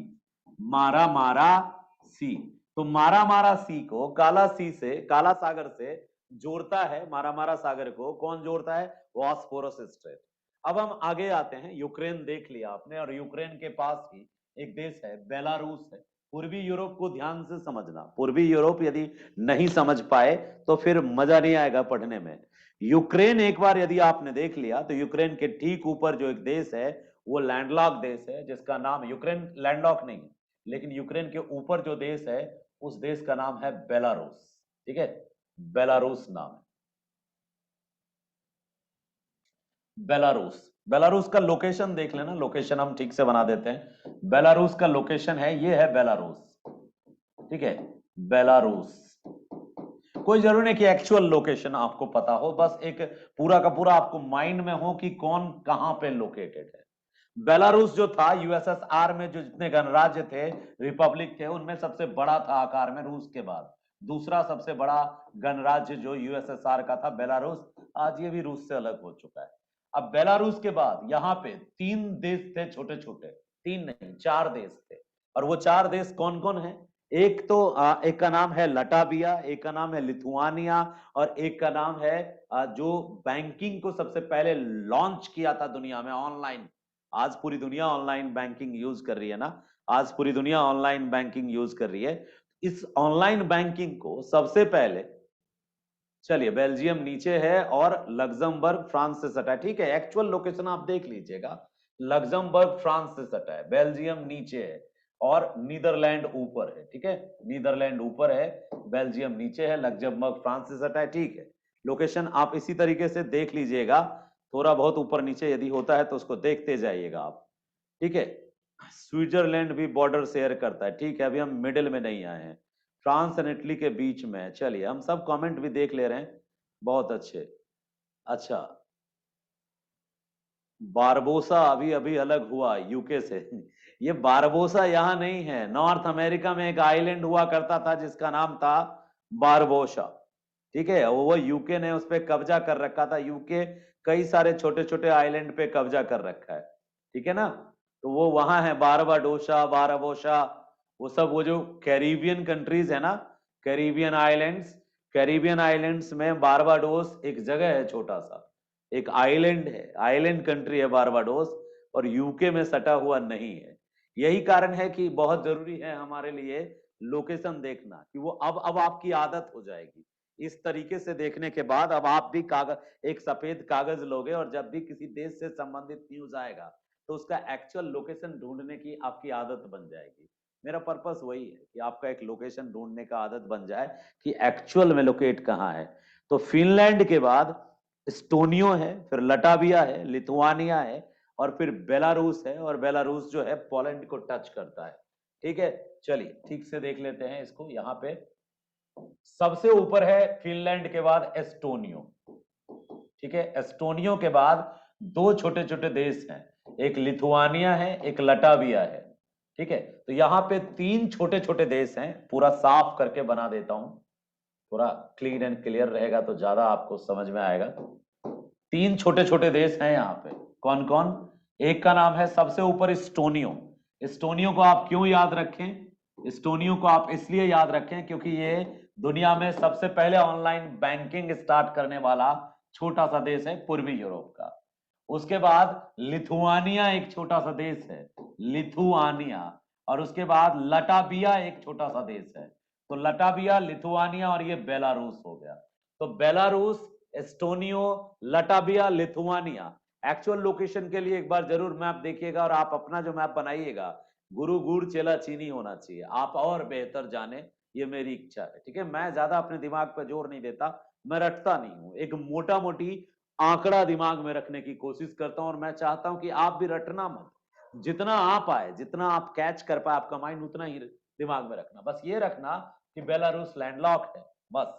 बाकी पोलैंड हो गया और लिथुआनिया हो गया, लटाविया हो गया, एस्टोनियो हो गया। याद रखना, एस्टोनियो के नीचे है लिथुआनिया, सॉरी लटाविया, लटाविया के नीचे है लिथुआनिया। तो लटाविया, लिथुआनिया, एस्टोनियो, ये तीनों बाल्टिक सी को टच करता है, तीनों बाल्टिक सी को टच करता है। पोलैंड भी टच करता है, जर्मनी भी टच करता है, बिल्कुल याद रखना कौन कौन टच करता है। अब हम आते हैं इस रीजन में, जो आज के क्लास का सबसे इंपॉर्टेंट पार्ट जो है, इस रीजन को समझना है। ये रीजन जो है, इसको बाल्कन रीजन कहते हैं और मध्य यूरोप कहते हैं। अब हम आपको मध्य यूरोप और बाल्कन बताने वाले हैं, और ध्यान से समझिएगा, मध्य यूरोप और बाल्कन को बहुत इजीली समझ में आ जाएगा और याद भी हो जाएगा। उसके बाद ग्रुप ऑफ कंट्री को समझिएगा। जो मध्य यूरोप है उसके बीच में, बिल्कुल सेंटर में जो है, वो एक देश है जिसका नाम है सर्बिया। एकदम बिल्कुल बीच में एक देश है जिसका नाम है सर्बिया। और सर्बिया के नीचे एक छोटा सा देश है, नन्हा सा, उसका नाम है कोसोवो। तो ये हो गया सर्बिया, इसी को युगोस्लाविया भी कहते हैं, पुराना नाम है। और ये नन्नू मुन्नू सा जो है, ये है कोसोवो। ये क्लिंटन हुए थे, बिल क्लिंटन, तो उनका नाजायज औलाद है कोसोवो। कुछ लोग थे सर्बिया के, क्लिंटन के साथ मिलकर के विद्रोह कर दिया और एक अलग देश बना लिया। तो सर्बिया यदि और कोसोवो यदि आपको याद रह गया, तो समझिए कि आप अब इसके चारों तरफ के देश को बना लेंगे, बस अपने आप ऑटोमेटिकली याद हो जाएगा। अब इसमें कुछ वर्ड याद रखिएगा कि जैसे बेलारूस है, तो बेलारूस के ठीक नीचे एक जो देश है जिसका नाम है मोल्डोवा, फिर रोमानिया, फिर बुल्गारिया। इस किनारे के देश को पहले निपटाते हैं। बेलारूस के पास यहाँ पे एक छोटा सा देश है, इसका नाम है मोल्डोवा। और मोल्डोवा के बाद एक बड़ा सा देश है, इसका नाम है रोमानिया, ठीक है, रोमानिया, रोमानिया। और रोमानिया के बाद एक छोटा सा देश है, इसका बड़ा सा देश ये भी है, इसका नाम है बुल्गारिया। तो ये तीन देश, बुल्गारिया काला सागर को टच करता है, रोमानिया काला सागर को टच करता है, मोल्डोवा काला सागर को टच करता है, टर्की काला सागर को टच करता है, यूक्रेन काला सागर को टच करता है, रूस काला सागर को टच करता है। इतनी बात आपने जाननी है कि कौन कौन सा देश काला सागर को चारों तरफ से टच करता है। ये बहुत जरूरी है जानना कि ब्लैक सी को छूने वाले देश कौन कौन से हैं। एक रसिया है, यूक्रेन है, मोल्डोवा है, रोमानिया है, बुल्गारिया है और टर्की है। ये सब के सब किसको टच करता है? काला सागर को टच करता है। तो काला सागर के तरफ से ये MRV का कोड याद रखिएगा, MRVT, ठीक है। आप इस तरह से याद रख सकते हैं, UMRVT ये टच करता है, ठीक है। या फिर आप इसके आगे और R लगा दीजिए, तो ये जो रुमार, ठीक है, VT है ये। मतलब इन देशों का क्रम देखिए कि रसिया टच करता है यूक्रेन, मोल्डोवा, रोमानिया, बुल्गारिया और टर्की। RUMRVT जो है ये टच करता है ब्लैक सी को। और इसके बाद इधर जो सर्बिया के बाद वाला जो पोर्शन है, बुल्गारिया नीचे तक आएगा थोड़ा, बुल्गारिया को थोड़ा सा हम नीचे तक ला रहे हैं। और उसके बाद फिर यहाँ पे एक छोटा सा देश है जिसका नाम है मैसिडोनिया। टर्की के ठीक नीचे वाला जो पोर्शन है, यहाँ पे एक छोटा सा देश है जिसका नाम है मैसिडोनिया। मैसिडोनिया, मैसिडोनिया के नीचे वाला पार्ट जो है वो यूनान हो गया, जिसको ग्रीक देश कहते हैं। मैसिडोनिया वही सिकंदर मैसिडोनिया का था, ठीक है। और उसके नीचे का पोर्शन ये यूनान है, मेगास्थनीज जहां से आया, ये यूनान वाला पार्ट है। तो मैसिडोनिया याद रखिएगा, यूनान याद रखिएगा। इसके अलावा जो देश है यहाँ पे इटली से किनारे किनारे, यहां से यहां तक जो छोटे छोटे देश हैं उनका 1 बाय 1 करके नाम याद रखेंगे। सबसे ऊपर जो इटली से सटा हुआ देश है इसका नाम है अल्बानिया। एक है स्लोवानिया, एक है अल्बानिया। कंफ्यूज मत होइएगा, ऊपर स्लोवानिया है, नीचे अल्बानिया है। थोड़ा सा हम कंफ्यूज हो रहे थे। ऊपर जो इटली से सटके है वो है स्लोवानिया, ठीक है। इटली से सटके जो है स्लोवानिया है, स्लोवानिया। और स्लोवानिया के बाद जो देश है वो है क्रोशिया, ठीक है, क्रोशिया। आपको इतना डेप्थ में नहीं जाना है, बस लोकेशन देखते जाइए कहां पे कौन लोकेट करता है। अब स्लोवानिया, क्रोशिया देश है, क्रोशिया, स्लोवानिया। उसके बाद वही देश है अल्बानिया, एक अल्बानिया है। और अल्बानिया के अलावा एक बोस्निया है, बोस्निया का नाम भी सुना होगा आपने। तो अल्बानिया है, ठीक है, क्रोशिया है और बोस्निया है। और लास्ट में एक एक एक अलग नाम है, बड़ा सा एम से नाम है, लोकेट करता है सब बाल्कन पेनिनसुला में ही। हाँ, माउंटेनिग्रो याद रखिएगा, माउंटेनिग्रो एक छोटा सा देश है। तो स्लोवानिया, क्रोशिया, बोस्निया हर्जेगोविना और माउंटेनिग्रो। तो यहाँ पे एक माउंटेनिग्रो है, यहाँ बोस्निया हर्जेगोविना है और यहाँ माउंटेनिग्रो है, माउंटेनिग्रो। और ये पूरा रीजन मोल्डोवा का रीजन है, सॉरी, या ये क्या लिखे थे हम, मैसिडोनिया, ये मैसिडोनिया का रीजन है। और ऊपर जो बच गया ना पार्ट, सर्बिया, सर्बिया काफी ऊपर तक है भाई। सर्बिया आगे बीच का देश है, सबका सब इसी से अलग हुआ है एक तरीके से। तो ये सर्बिया है और ये कोसोवो है छोटा सा। इसके ऊपर वाला जो पार्ट बचा है बस दो देशों का, तीन देश हो गए। एक हो गया स्विट्जरलैंड जो जानते हो आप, और उसके बीच में एक ऑस्ट्रिया है और दूसरा हंगरी है। तो ऊपर ऑस्ट्रिया हो गया, ये हो गया ऑस्ट्रिया और ये हो गया हंगरी। तो ऑस्ट्रिया, हंगरी, सर्बिया, क्रोशिया, ठीक है। एक दो देश यदि कोई बचा हो तो आप देख लेना, मेन रीजन यही है। इस रीजन को ध्यान से समझ लेना एक बार, ठीक है, ठीक से आप अपने मैप पे जरूर देख लेना। और जो पूरा का पूरा ये पार्ट है, ये पार्ट, ये यहाँ पे आप सर्बिया, बड़ा सा सर्बिया बनाया मैंने, ये, और ये कोसोवो बनाया, कोसोवो। और ऊपर वाला पार्ट इटली से सट के ये स्लोवानिया बनाया, स्लोवानिया। स्लोवानिया के बाद वही बोस्निया हर्जेगोविना एक पार्ट है, अल्बानिया एक पार्ट है, उल्टे ऊपर नीचे देख लीजिएगा, अल्बानिया है। क्रोशिया एक पार्ट है, क्रोशिया, बोस्निया हर्जेगोविना, अल्बानिया। माउंटेनिग्रो एक पार्ट है। और यहाँ पे मैसिडोनिया एक पार्ट है, मैसिडोनिया। और यूनान एक पार्ट है, यहाँ पे यूनान एक देश है। और फिर टर्की वाला हिस्सा है, टर्की हो गया। और बुल्गारिया वाला पार्ट है, बुल्गारिया हो गया। और रोमानिया वाला पार्ट है, मोल्डोवा वाला पार्ट है, और यूक्रेन वाला पार्ट है। तो मेन बाल्कन कंट्रीज में ये जो रीजन है ना, ये रीजन रोमानिया से लेके ये रीजन बाल्कन रीजन में आता है। यानी यूनान, Macedonia, Montenegro, Albania, Bosnia Herzegovina, Croatia, Slovenia, Serbia, Kosovo, ये सब बाल्कन रीजन में आता है। अब बाल्कन रीजन को मैं चाहूंगा एक बार आप अपने एटलस पे अच्छे तरीके से कॉपी पे बना के जरूर देखिएगा। स्लोवानिया मैंने बता, अच्छा स्लोवाकिया, वो मैंने बात किया था पीछे के वीडियो में। जब जाएंगे ना आप, पिछले वीडियो में आप जाएंगे तो जहां चेक बनाया था वहीं स्लोवाकिया बनाया था। चेक और स्लोवाकिया वो पोलैंड के ठीक नीचे है। अक्सर जो यूक्रेन के लोग होते हैं ना, वो अक्सर जो है वो कोशिश करते हैं, उनकी जो परवरिश और पढ़ाई लिखाई है, चेक, ये यूक्रेन और बेलारूस के लोग चेक गणराज्य को ज्यादा प्रीफर करते हैं, उनका फेवरेट प्लेस है लोकल। हम एक यूक्रेन के पर्सन से काफी देर बहस किए थे ताजमहल में बैठ के, तो उनसे जानने को मुझे काफी कुछ मिला था कि कॉमन यूक्रेनियन क्या सोचता है रसिया के बारे में और उसका किसके प्रति झुकाव है। काफी डिस्कस किया था मैंने उनसे। तो वो बता रहे थे कि यूक्रेन जो है, यूक्रेन के जो यंगस्टर्स हैं हायर स्टडी के लिए ज्यादातर फोकस करते हैं चेक स्लोवाकिया या फिर बेलारूस, मतलब लोकल कंट्रीज में बेलारूस और चेकोस्लोवाकिया को फोकस करते हैं। तो देश जितने भी हैं, स्विट्जरलैंड, ऑस्ट्रिया, हंगरी, ये हंगरी हो गया, हंगरी। और उसके अलावा स्विट्जरलैंड, ये जो स्विट्जरलैंड पोलैंड वाला जो रीजन है ना, ये बॉर्डर है एक तरीके से, रेड पेन से ले लूं, ये बॉर्डर है। इसके इधर वाला जो रीजन है ये वेस्टर्न अपने को कहता है, स्विट्जरलैंड सहित कहो, ये अपने को वेस्टर्न यूरोप कहता है, पश्चिमी यूरोप के नाम से अपने को कहता है, और अपने को ज्यादा धनवान समझता है, पावरफुल समझता है। और ये जो पोर्शन है प्योर पूर्वी यूरोप के नाम से जाना जाता है, पूर्वी यूरोप। और ये बीच वाले गरीब लोग, ये दक्षिणी यूरोप के नाम से जाना जाता है।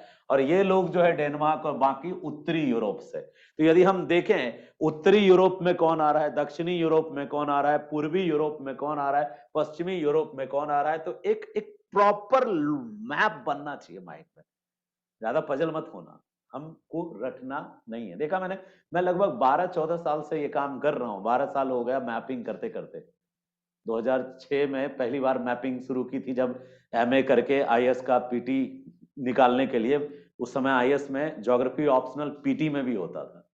पीटी में भी बहुत लोग सुन के आश्चर्यचकित होंगे, पीटी में भी ऑप्शनल था सर। पीटी में भी ऑप्शनल होता था 11 तक, ठीक है, पीटी में भी ऑप्शनल होता था पहले। तो उस समय सब्जेक्ट चुनते थे ऑब्जेक्टिव के लिए। तो मैपिंग मैंने उस समय शुरू करी और कभी रटा नहीं इसको। और आप भी मत रटना, रटोगे तो फिर तुम्हारा टाइम वेस्ट होगा, एनर्जी वेस्ट होगा। एक बार बनाए, जिसको भूल गए ऐसे देख लेना पेज पे बना के, जब भूल जाएंगे तब देख लेना। बार बार देखने के बाद खुद ब खुद मेन मेन कंट्री का लोकेशन तुमको माइंड में आ जाएगा। एंडोरा याद रखना, यूनिक है। वेटिकन सिटी याद रखना आप। मोनाको याद रखना, मोनाको।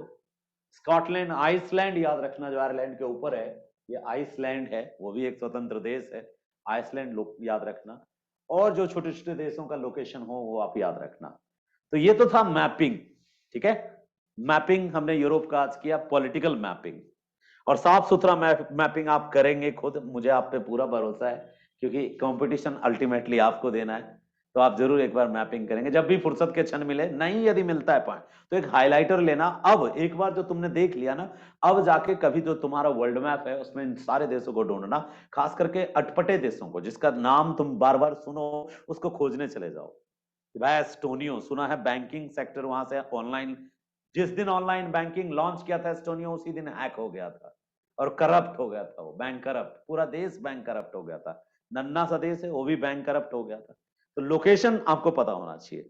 अब हम कुछ इंपॉर्टेंट पॉइंट कर देखना चाहते हैं। यदि आपसे कोई कहे कि भाई स्कैंडिनेवियन कंट्री का मतलब क्या होता है, या स्कैंडिनेवियन कंट्री में कौन कौन आता है, स्कैंडिनेवियन कंट्री में कौन कौन से देश शामिल हैं, इस पे प्रीलिम्स में क्वेश्चन आ सकता है कि इनमें से कौन सा देश, कौन कौन सा देश स्कैंडिनेवियन कंट्री में शामिल है। तो कुल मिला के स्कैंडिनेवियन कंट्री में 5 देश शामिल हैं। कौन कौन 5 देश? एक आइसलैंड जो अभी बताए थे ना, वो भी स्कैंडिनेवियन कंट्री में शामिल है। क्यों, मैं बताऊंगा आपको। आइसलैंड स्कैंडिनेवियन कंट्री में शामिल है। इसके अलावा वो जो नॉर्वे स्वीडन है, नॉर्वे भी अपने को स्कैंडिनेवियन कंट्री कहता है, क्योंकि वो तो ऑलरेडी है। स्वीडन भी ऑलरेडी है, ये तो स्कैंडिनेवियन पे बसा हुआ है। और फिनलैंड भी अपने को, जो झीलों का देश है फिनलैंड, तुम्हारे मैप में, तुम्हारे माइंड में ये मैप चलना चाहिए कि नॉर्वे, स्वीडन, फिनलैंड, आइसलैंड, और एक और देश है जो अपने को कहता है कि मुझे भी साथ ले लो, वो है डेनमार्क। ये एक इंपॉर्टेंट पॉइंट है, इसको लोग भूल जाते हैं, वो सोचते हैं डेनमार्क तो नीचे है, तो क्या ये भी स्कैंडिनेविया का पार्ट है क्या? अब जो वो तुम बनाते थे ना जूटलैंड पेनिनसुला, अब देखो टुकड़ों में कैसे काम चलता है। जूटलैंड पेनिनसुला को बनाने के बाद आप क्या करते थे, ऊपर से एक ड्रैगन का माउथ लाते थे और नीचे से ड्रैगन का माउथ लाते थे और इस तरह से घुमा के ऐसे ले आते थे। और ये ड्रैगन का जो माउथ जाता था इस तरह से ऐसे ऐसे ऐसे ऐसे करके यहाँ आके कोला पेनिनसुला बनाता था। और यहीं पे पास में, भाई क्यों तुम अन्याय करते हो, हाँ, यहीं पे पास में यहाँ पे तुम आइसलैंड बनाते थे, एक छोटा सा देश।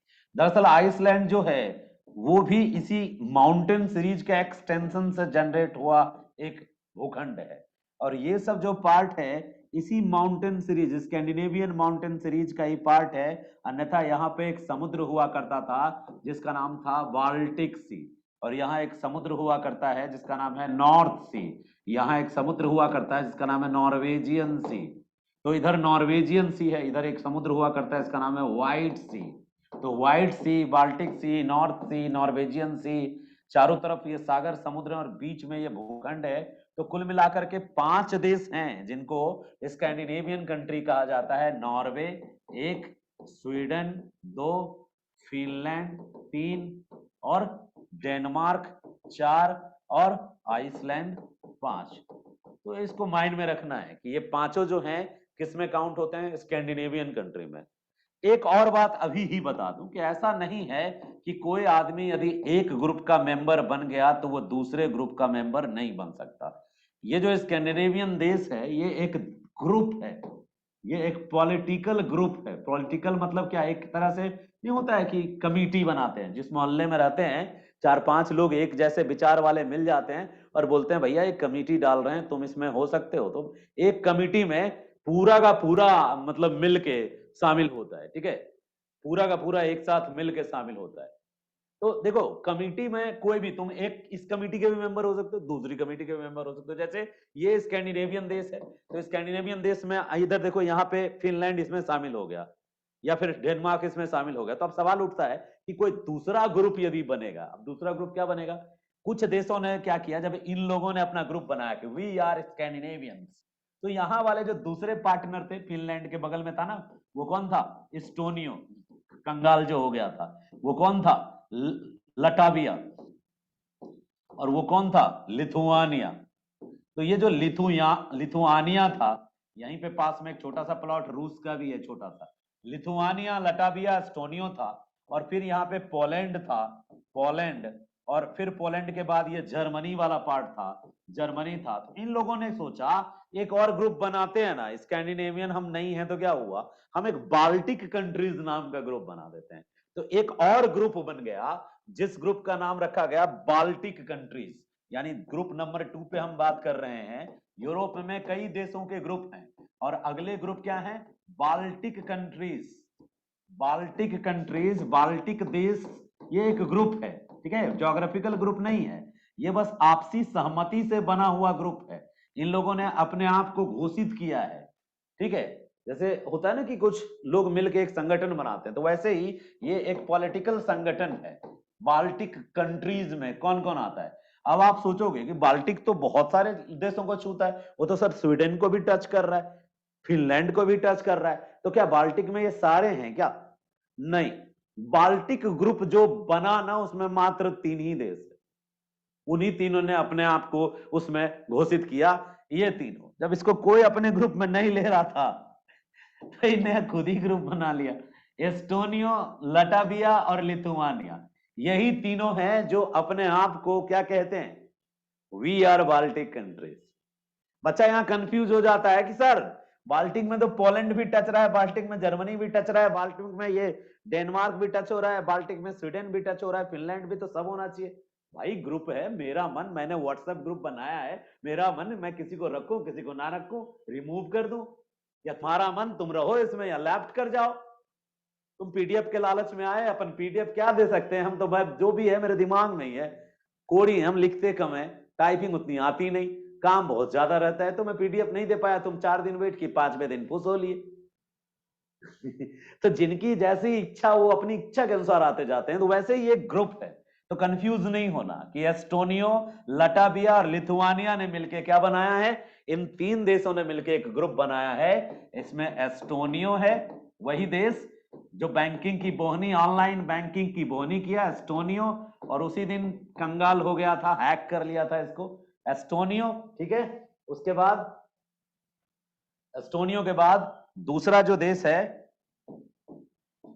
लिथुआनिया, सॉरी पहले लटाविया लिख देते हैं, लटाविया और लिथुआनिया, इन तीनों ने मिलकर बनाया है। अब कोई नया देश आ सकता है क्या, बिल्कुल आ सकता है, लिथुआनिया। क्या नया देश कोई आ सकता है या कोई पुरनका हट सकता है, तो ये matter of the current affairs है। अभी तत्काल तक की जो जानकारी है, 1-2 साल के, 1 साल पहले तक की, अभी तक की जो भी बोलो, अभी अब इसको हम गूगल करेंगे तो पता चलेगा कोई नयका जुड़ा है या फिर वही तीनों है। तो अभी तक तो वही तीनों है, ठीक है। अभी आ रहे हैं नॉर्डिक पे, भाई नॉर्डिक पे भी आ रहे हैं, तुम्हारी मनोकामना पूरा करेंगे हम, कुछ नहीं छोड़ेंगे, ठीक है। ध्यान रखना, जहां से प्रश्न उठते हैं उसको ध्यान से देखेंगे। तो ये अभी हमने देखा समझाने का अपना अपना तरीका है। तो ये स्कैंडिनेवियन कंट्री था, क्योंकि ये स्कैंडिनेविया, इन लोगों ने इसकी शुरुआत करी थी, इन लोगों ने इसकी शुरुआत करी थी। तो इनको लगा जो जो हमारे बिरादरी विचारधारा से मिलते जुलते लोग हैं वो इस ग्रुप में रहे। इन तीनों, अच्छा ये तीनों अलग क्यों बनाए, देखो इसके पीछे क्या कहानी है कि इन तीनों ने अलग क्यों बनाया।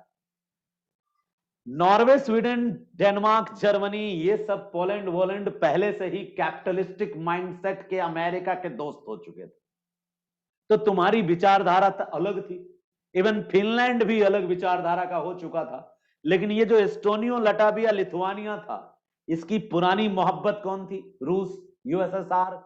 वो यूएसएसआर के कभी मेंबर रहे थे और लंबे समय तक यूएसएसआर का प्रभाव भी रहा। जब डिसइंटीग्रेशन हो गया यूएसएसआर का, जब विघटन हो गया सोवियत संघ का, डिसइंटीग्रेशन ऑफ यूएसएसआर के बाद ये पूर्वी यूरोप के ये देश उभरे, गरीब थे और ये लोग कैपिटलिज्म कर करके थोड़े अमीर हो गए थे। पूंजी से पूंजी बनाओ, चाहे कुछ भी हो, मानवता गरीब है तो और शोषण करो, और पूंजी से पूंजी बनाओ वाले जो लोग थे वो अमीर थे और ये गरीब थे। तो ग्रुप ऑटोमेटिकली, नेचुरली इनका ग्रुप अलग था, ये दूसरे ग्रुप से आते थे। तो कोई दूसरे ग्रुप वाला आता है ना, तो पहले ग्रुप वाला उसको इजीली एक्सेप्ट नहीं करता, इसीलिए इनका अलग ग्रुप ही इसने बना लिया। हम बाल्टिक कंट्रीज हैं क्योंकि हम बाल्टिक को टच करते हैं, ठीक है। ये हो गया क्या, स्कैंडिनेवियन कंट्रीज, ये इनमें ज्यादातर कैपिटलिस्टों का बोलबाला था। ये हो गया बाल्टिक कंट्रीज, ये पहले सोशलिस्ट थे और फिर सोशलिस्टों से इनका ब्रेकअप हो गया। क्यों? इनको लगा सोशलिस्ट ने मुझे ठगा है, मुझे चीट करा है। होता है, साइकोलॉजी है लोगों की। कुल मिला के इनको लगा कि सोशलिस्टों के साथ अच्छा नहीं चल रहा हमारा, तो ये अलग हो गए उनसे, तो इन्होंने अपना एक ग्रुप बनाया। अब एक बच्चा, एक मासूम प्यारा बच्चा एक वर्ड लिख रहा है, नॉर्डिक कंट्रीज। आओ प्यारे, तुम्हारे नॉर्डिक पे भी बात करें। नॉर्डिक होता क्या है पता है? हाँ, एक गाना सुनते हो, ब्लू आइज हिप्नोटाइज तेरी करती है मैनू पता नहीं क्या क्या, आंखें नीली होती है उनकी। ये एक रेस है, एक प्रजाति है। नॉर्डिक क्या है? एक रेस का नाम है। जैसे आप कई सारे रेस के बारे में सुने होंगे, जैसे मंगोलाइड, मंगोलाइड सुने होंगे, जो चीन मंगोल वाला, ये सब सुना होगा। इनकी छोटी छोटी आंखें, छोटी छोटी आंखियां और एकदम स्ट्रेट बाल और पूरा एकदम नाक का पता नहीं, जो छोटा नाक होता है, ये मंगोलाइड है, चीन मंगोल वाले रीजन। और दूसरे जो हम और तुम हैं, गेहुआ कलर के हम लोग, ऑस्ट्रेलॉइड हैं। हम क्या हैं? ऑस्ट्रेलॉइड। देख लो ठीक से, मेरा शकल देख लो, मैं ऑस्ट्रेलॉइड हूं, ऐसा दिखते हैं ऑस्ट्रेलॉइड, ठीक है, पीला कलर के, मतलब गेहुआ कलर के ऑस्ट्रेलॉइड। और ये क्या है? मंगोलॉइड है। ऑस्ट्रेलॉइड का नाक वाक ठीक ठाक पता चल जाएगा कि यहां से नाक है। मेरा थोड़ा ज्यादा फैला है, माइंड मत करना। बाकी ऑस्ट्रेलॉइड हमारे जैसा, तुम्हारे जैसा बहुत लोग होगा। जो भारत के लोग हैं, बेसिकली जो लोग हैं यूपी बिहार के, वो ऑस्ट्रेलॉइड है। इसके अलावा जो होता है, एक होता है काकेशियन। काकेशियन या काकेसस जो माउंटेन है ना, काकेशस के आसपास वाले जो लोग हैं वो है काकेशियन। काकेशियन भी एक स्पेसीज है। आप यदि सिंपल लैंग्वेज में कहो ना, ऐसे ऐसे बोलना तो नहीं चाहिए, बट मैं कह रहा हूं सिंपल लैंग्वेज में यदि हम कहें आपसे, तो इसको कहते हैं ब्रीड। ब्रीड, ठीक है, ब्रीड, यानी ये मानव का एक अलग अलग ब्रीड है। कुत्तों का भी ब्रीड होता है, लेकिन हम यहाँ मानव की बात कर रहे हैं। रेस बोलते हैं इसको, हिंदी में बोलते हैं प्रजाति। इन प्रजातियों में विविधता होती है। इनके सिरस्थ सूचकांक में, जो हेड का एरिया है या नाक का एरिया है, स्किन का कलर है, हेयर का डिजाइन है, कई सारे इसके कंपोनेंट्स हैं जिसके बेसिस पे जज किया जाता है। तो इन बेसिस पे डिजाइन किया गया है कि कुल मिला के विश्व में कुछ विद्वान मानते हैं कि 6 प्रजाति है। कौन कौन? मंगोलॉइड है, ऑस्ट्रेलॉइड है, काकेशियन है, वही काकेशियन है, नॉर्डिक भी एक प्रजाति के रूप में जानी जाती है। नॉर्डिक, उत्तरी ध्रुव के आसपास मिलने वाली ब्लू आंखों वाली वो लड़की। एक मूवी देखी थी मैंने, मुझे बहुत अच्छी लगी थी। आप भी कभी फुर्सत के क्षणों में, जब आपका पीटी निकल जाए और इन थोड़ा फ्री हो, तो 10,000 BC के नाम से एक मूवी था। उसमें नीली आंखों वाली एक लड़की थी, ठीक है, एस्किमोज टाइप फीलिंग देने वाला वो एक मूवी था, जहां बर्फ बर्फ गिरता है उस रीजन में, वो ट्राइब, वो कम्युनिटी वहां रहता था, और वहां पे एक नीली आंखों वाली लड़की दिखा रही थी। दरअसल नीली आंखें मैं क्यों कह रहा हूं, ये नॉर्डिक जो होते हैं इनमें बेसिकली, कोई जरूरी नहीं कि सबका नीला आंख हो, बट ज्यादातर लोगों की आंखें नीली होती हैं। बाल जो होते हैं वो भूरे होते हैं, चेहरा जो होता है लाल होता है, लंबाई ज्यादा होती है, लंबी चौड़ी। तो इनकी बनावट, शारीरिक बनावट अलग होती है, शारीरिक बनावट अलग होती है। ठीक है, वो यूक्रेन वाला मित्र जो हमें मिला था, वो उसकी शारीरिक बनावट ऐसी ही थी। सी वॉज नॉर्डिक। हाँ, सी वॉज नॉर्डिक। ठीक है, उसको मैंने मदद किया था तो ताजमहल ले गया था घुमाने के लिए। ठीक है, कोई फीलिंग नहीं लेगा, पर्सनल नहीं है कुछ। हाँ, तो नॉर्डिक थी वो, और मैंने उनसे पूछा भी था कि आप कैसे मानते हो कि आपकी बनावट भिन्न है। तो बता रहे थे कि अब हेयर्स अलग होते हैं, नोज अलग होता है, फेस का डिजाइन अलग होता है, स्किन कलर थोड़ा चेंज होता है, पिंकी पिंकी कलर होता है उनका। हम गेहूं कलर है, वो पिंकी कलर है, तो थोड़ा चेंज होता है। नॉर्डिक, नॉर्डिक के बाद तीन जो है, अब दो बच गए। एक का नाम है निग्रो, नाम सुना होगा आपने निग्रो, और एक का नाम है निग्रीटो। ठीक है, निग्रीटो। अब निग्रो निग्रीटो ये दोनों वेराइटी हैं, ये ब्लैक वेराइटी है, चॉकलेट हैं ये लोग, ये चॉकलेटी वेराइटी है। ठीक है, ये चॉकलेट हो गए, ये पिंकी दीदी हो गई, और ये पिंकी दीदी और ऑस्ट्रेलाइट के बीच वाले भैया हो गए काकेशियन। ऑस्ट्रेलाइट गेहुआ कलर हो गए, मंगोलाइट जो हैं वो बिल्कुल वो जो चीन मंगोल के एरिया के हैं। तो अब ये हो गया रेशियल डिवाइडेशन, मंगोलाइट, ऑस्ट्रेलॉइड, काकेशियन। ठीक है, काकेशियन, नॉर्डिक, निग्रो, निग्रीटो, ये दोनों ब्लैक हैं। अफ्रीका साइड और अफ्रीका के आसपास साइड पे, इक्वेटर के आसपास जो मिलते हैं लोग, इक्वेटोरियल जोन में जो लोग मिलते हैं जिनके स्किन की कलर चॉकलेट जैसी है, वो सब के सब इसमें काउंट होते हैं। थोड़ा सा भिन्नता है, निग्रो और निग्रीटो में थोड़ा सा का अंतर है। कलर सेम होता है, बट जो बॉडी की बनावट होती है, सिर का जो आकार होता है, भौए का जो आकार होता है, वो थोड़ा सा डिफरेंट होता है। बाकी चीजें सिमिलर है। तो चलो हम आते हैं नॉर्डिक पे। हाँ, तो नॉर्डिक जो रेस है, तो मेनली नॉर्डिक जो है कहाँ मिलते हैं? जर्मन में जो प्योर ब्लड देखते हो ना, आर्य, जो अपने को आर्य कहते हैं, तो उनसे रिलेटेड ये कंट्री है। जो अपने को शुद्ध रक्त वाले कहते हैं, वो आर्यंस जो हैं, वो कंट्री है नॉर्डिक कंट्री। तो आप नॉर्डिक में कौन कौन से देश आते हैं? ठीक है, ये जो जब सर्च करोगे, तो जो जो देश तुमने स्कैंडिनेवियन कंट्रीज में देखा था, वही वही देश नॉर्डिक में भी काउंट होंगे। एक आध प्लस माइनस हो सकता है कहीं कहीं। तो नॉर्डिक ग्रुप ऑफ कंट्रीज में बेसिकली वही सारे देश आते हैं, उसमें कुछ एक्स्ट्रा देश जुड़ जाता है, जैसे पोलैंड जुड़ जाएगा। अब चलो, किस लोगों ने किसने लिखा है? दोनों एक ही है। नॉर्डिक स्कैंडिनेवियन में क्या डिफरेंस है? स्कैंडिनेवियन जो है उन्होंने अपने ग्रुप का नाम माउंटेन के नाम पे रखा है, और नॉर्डिक जो है, नॉर्डिक ने अपने ग्रुप का नाम रखा है वहां पे जो वहां के रेस है, जो उसकी प्रजाति है, अपना जो शारीरिक बनावट है ह्यूमन का, उसके बेस पे रखा है। दोनों एक ही नहीं है, थोड़ा सा फर्क है। दो विभिन्न ग्रुप होता है ना, कुछ ही लोग दो कमेटी डालते हैं। 1,000 रुपये महीने की कमेटी है, एक 10,000 रुपये महीने की कमेटी है, मेंबर सेम है, डिपेंड करता है। तो वैसे ही ये कमेटियां हैं।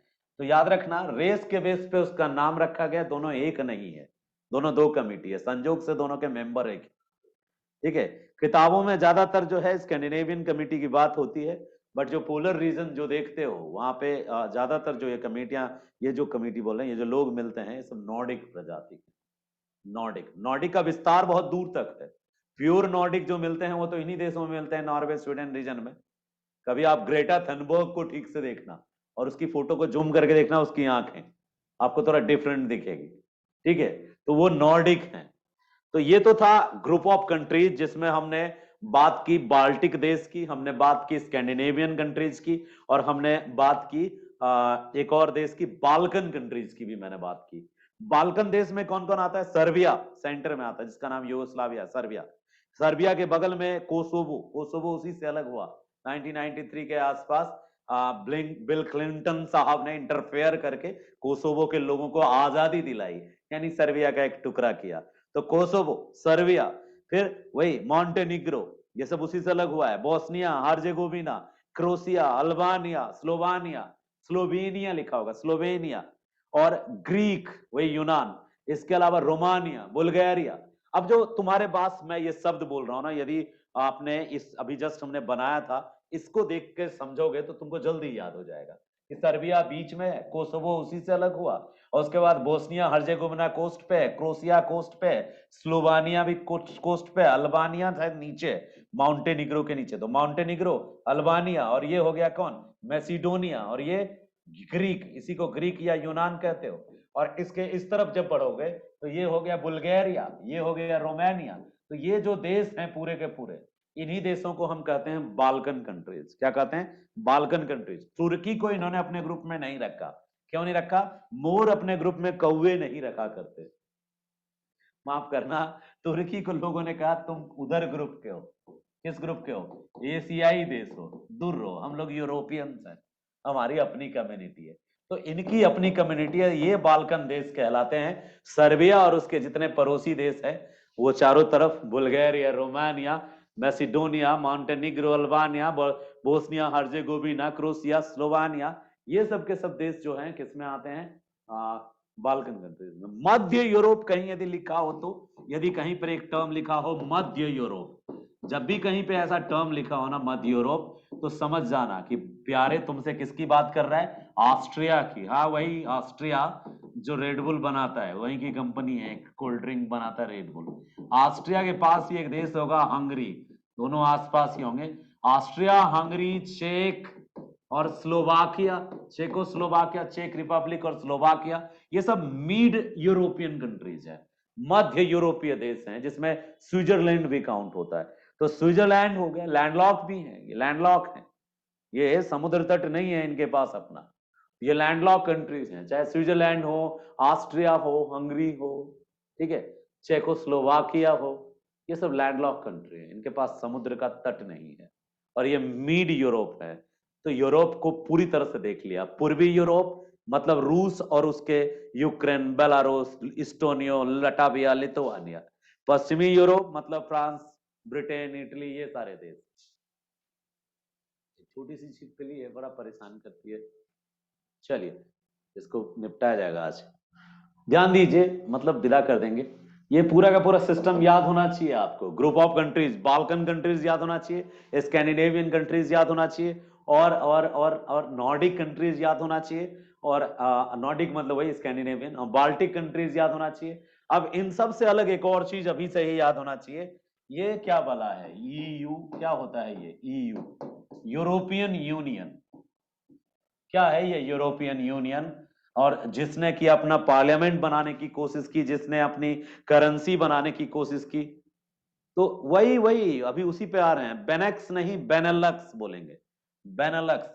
ईयू को एस्टैब्लिश करने में 6 देशों का योगदान था, 3+3। एक 3 को कहते हैं बेनेलक्स, जो नन्ना मुन्ना राई हूं, ठीक है, बेल्जियम, फ्रांस से सटा हुआ है बेल्जियम, बेल्जियम। दूसरा जो हो गया नीदरलैंड, ठीक है, डेनमार्क से सटा है, और एक हो गया लग्जमबर्ग, लग्जमबर्ग। तो जो लग्जमबर्ग, नीदरलैंड, बेल्जियम है या बेनेलक्स है, इन्होंने ईयू को एस्टैब्लिश करने में महत्वपूर्ण योगदान दिया। और दूसरे फ्रांस, इटली, और उस समय पश्चिमी जर्मनी, जो अमेरिका के साथ थी ना, वो थी पश्चिमी जर्मनी। इन छबों ने मिलकर बनाया था यूरोपियन यूनियन। बिगिनिंग में यूरोपियन यूनियन जो बना था ना, उसका पर्पस था लोहा और कोयला बेच के किसी तरह अपने देश की इकोनॉमी चलाना। और ये बेचने के लिए, लोहा कोयला बेचने के लिए इन्होंने एक यूनिटी बनाई थी, अपना एक यूनियन बनाया था, Belgium, Netherlands, Luxembourg, France, Italy और पश्चिमी जर्मनी। और इसको मदद कर रहे थे, कॉपरेट कर रहा था, बाहर से सपोर्ट कर रहा था यूएस। यानी यूएस जो था गॉडफादर था, अमेरिका गॉडफादर था, और यूएस कोऑपरेटिंग की वो ईयू बनाए, ठीक है। और ईयू तेजी से डेवलप किया, और धीरे धीरे अमेरिका की जितनी ट्रिलियन की इकोनॉमी है, उस बराबर की इकोनॉमी डेवलप कर लिया। किसने? अमेरिका के इकोनॉमी के बराबर डेवलप कर लिया, ट्रेड कर लिया ईयू ने। और आज ईयू अपने आप में एक powerful political and economical organisation है यूरोप की। इसी ईयू से अलग हो रहा था कौन? ब्रिटेन, जिसको हम ब्रेग्जिट कहते हैं। तो ये सब इंफॉर्मेशन पॉलिटिकल इंफॉर्मेशन थे। यानी हम जितनी भी बातें अभी कर रहे थे, कंट्रीज को, लोकेशन को देख रहे थे, ग्रुप देख रहे थे, ये सब पॉलिटिकल इंफॉर्मेशन था। ये होना चाहिए हमारे पास पॉलिटिकल इंफॉर्मेशन। तब हम क्या कर पाएंगे, जब इसका फिजिकल ज्योग्राफी पढ़ेंगे ना तो उसको पॉलिटी से जोड़ के देख पाएंगे, उसको पॉलिटी से जोड़ के समझ पाएंगे, अच्छा तो इस कारण से इसने ऐसा किया, ये समझ पाएंगे कि आखिर रसिया रसिया जो है कैसे पावरफुल देश के रूप में उभरा। अमेरिका को बराबर का टक्कर देने वाला जो देश रहा रसिया, ऐसा क्या था रसिया के पास कि रसिया अमेरिका को टक्कर दे पाया? क्या केवल आकार में बड़ा होने के कारण रसिया पावरफुल है, या रसिया के पास आकार में बड़े होने के साथ साथ कुछ ज्योग्राफिकल स्पेशलिटी भी है? क्या geographical speciality in the sense कि क्या उसके पास मिनरल्स बहुत ज्यादा है, क्या उसके पास वेजिटेशन बहुत ज्यादा है, क्या उसकी उसकी जो जियोपॉलिटिकल लोकेलिटी है, जियोपॉलिटिकल मतलब भू राजनीतिक स्थिति है, वो बहुत ताकतवर है? क्या वो एशिया और यूरोप के बीच में इसलिए ताकतवर है? क्या कारण है कि रसिया ताकतवर है? और क्या कारण है कि ब्रिटेन जो बनियों का देश था, उसने उसके साम्राज्य में सूरज नहीं डूबने लगा? इसके पीछे क्या कारण है? तो इन चीजों को समझना होगा। वाई ब्रिटेन जो है, कैसे क्यों ब्रिटेन इतना पावरफुल बना, क्यों फ्रांस में जो क्रांति हुई उसने पूरे यूरोप को प्रभावित की? इन चीजों के जड़ तक जाना होगा, सोचना होगा, ठहरना होगा कुछ देर के लिए। फैक्ट रटने वाले ठहर नहीं पाते, उनके पास पेशेंस नहीं होता।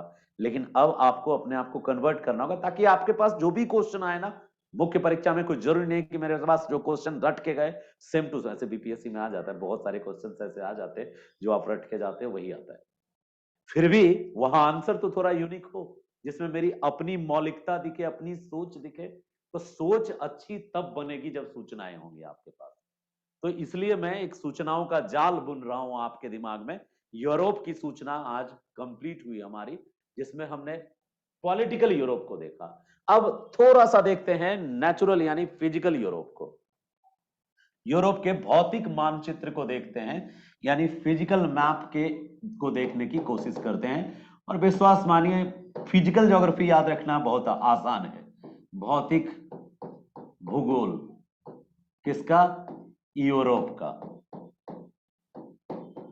ठीक है, यूरोप के भौतिक भूगोल में बात फिर से वहीं आके रुकेगी कि पहले इसको किस में बांटेंगे?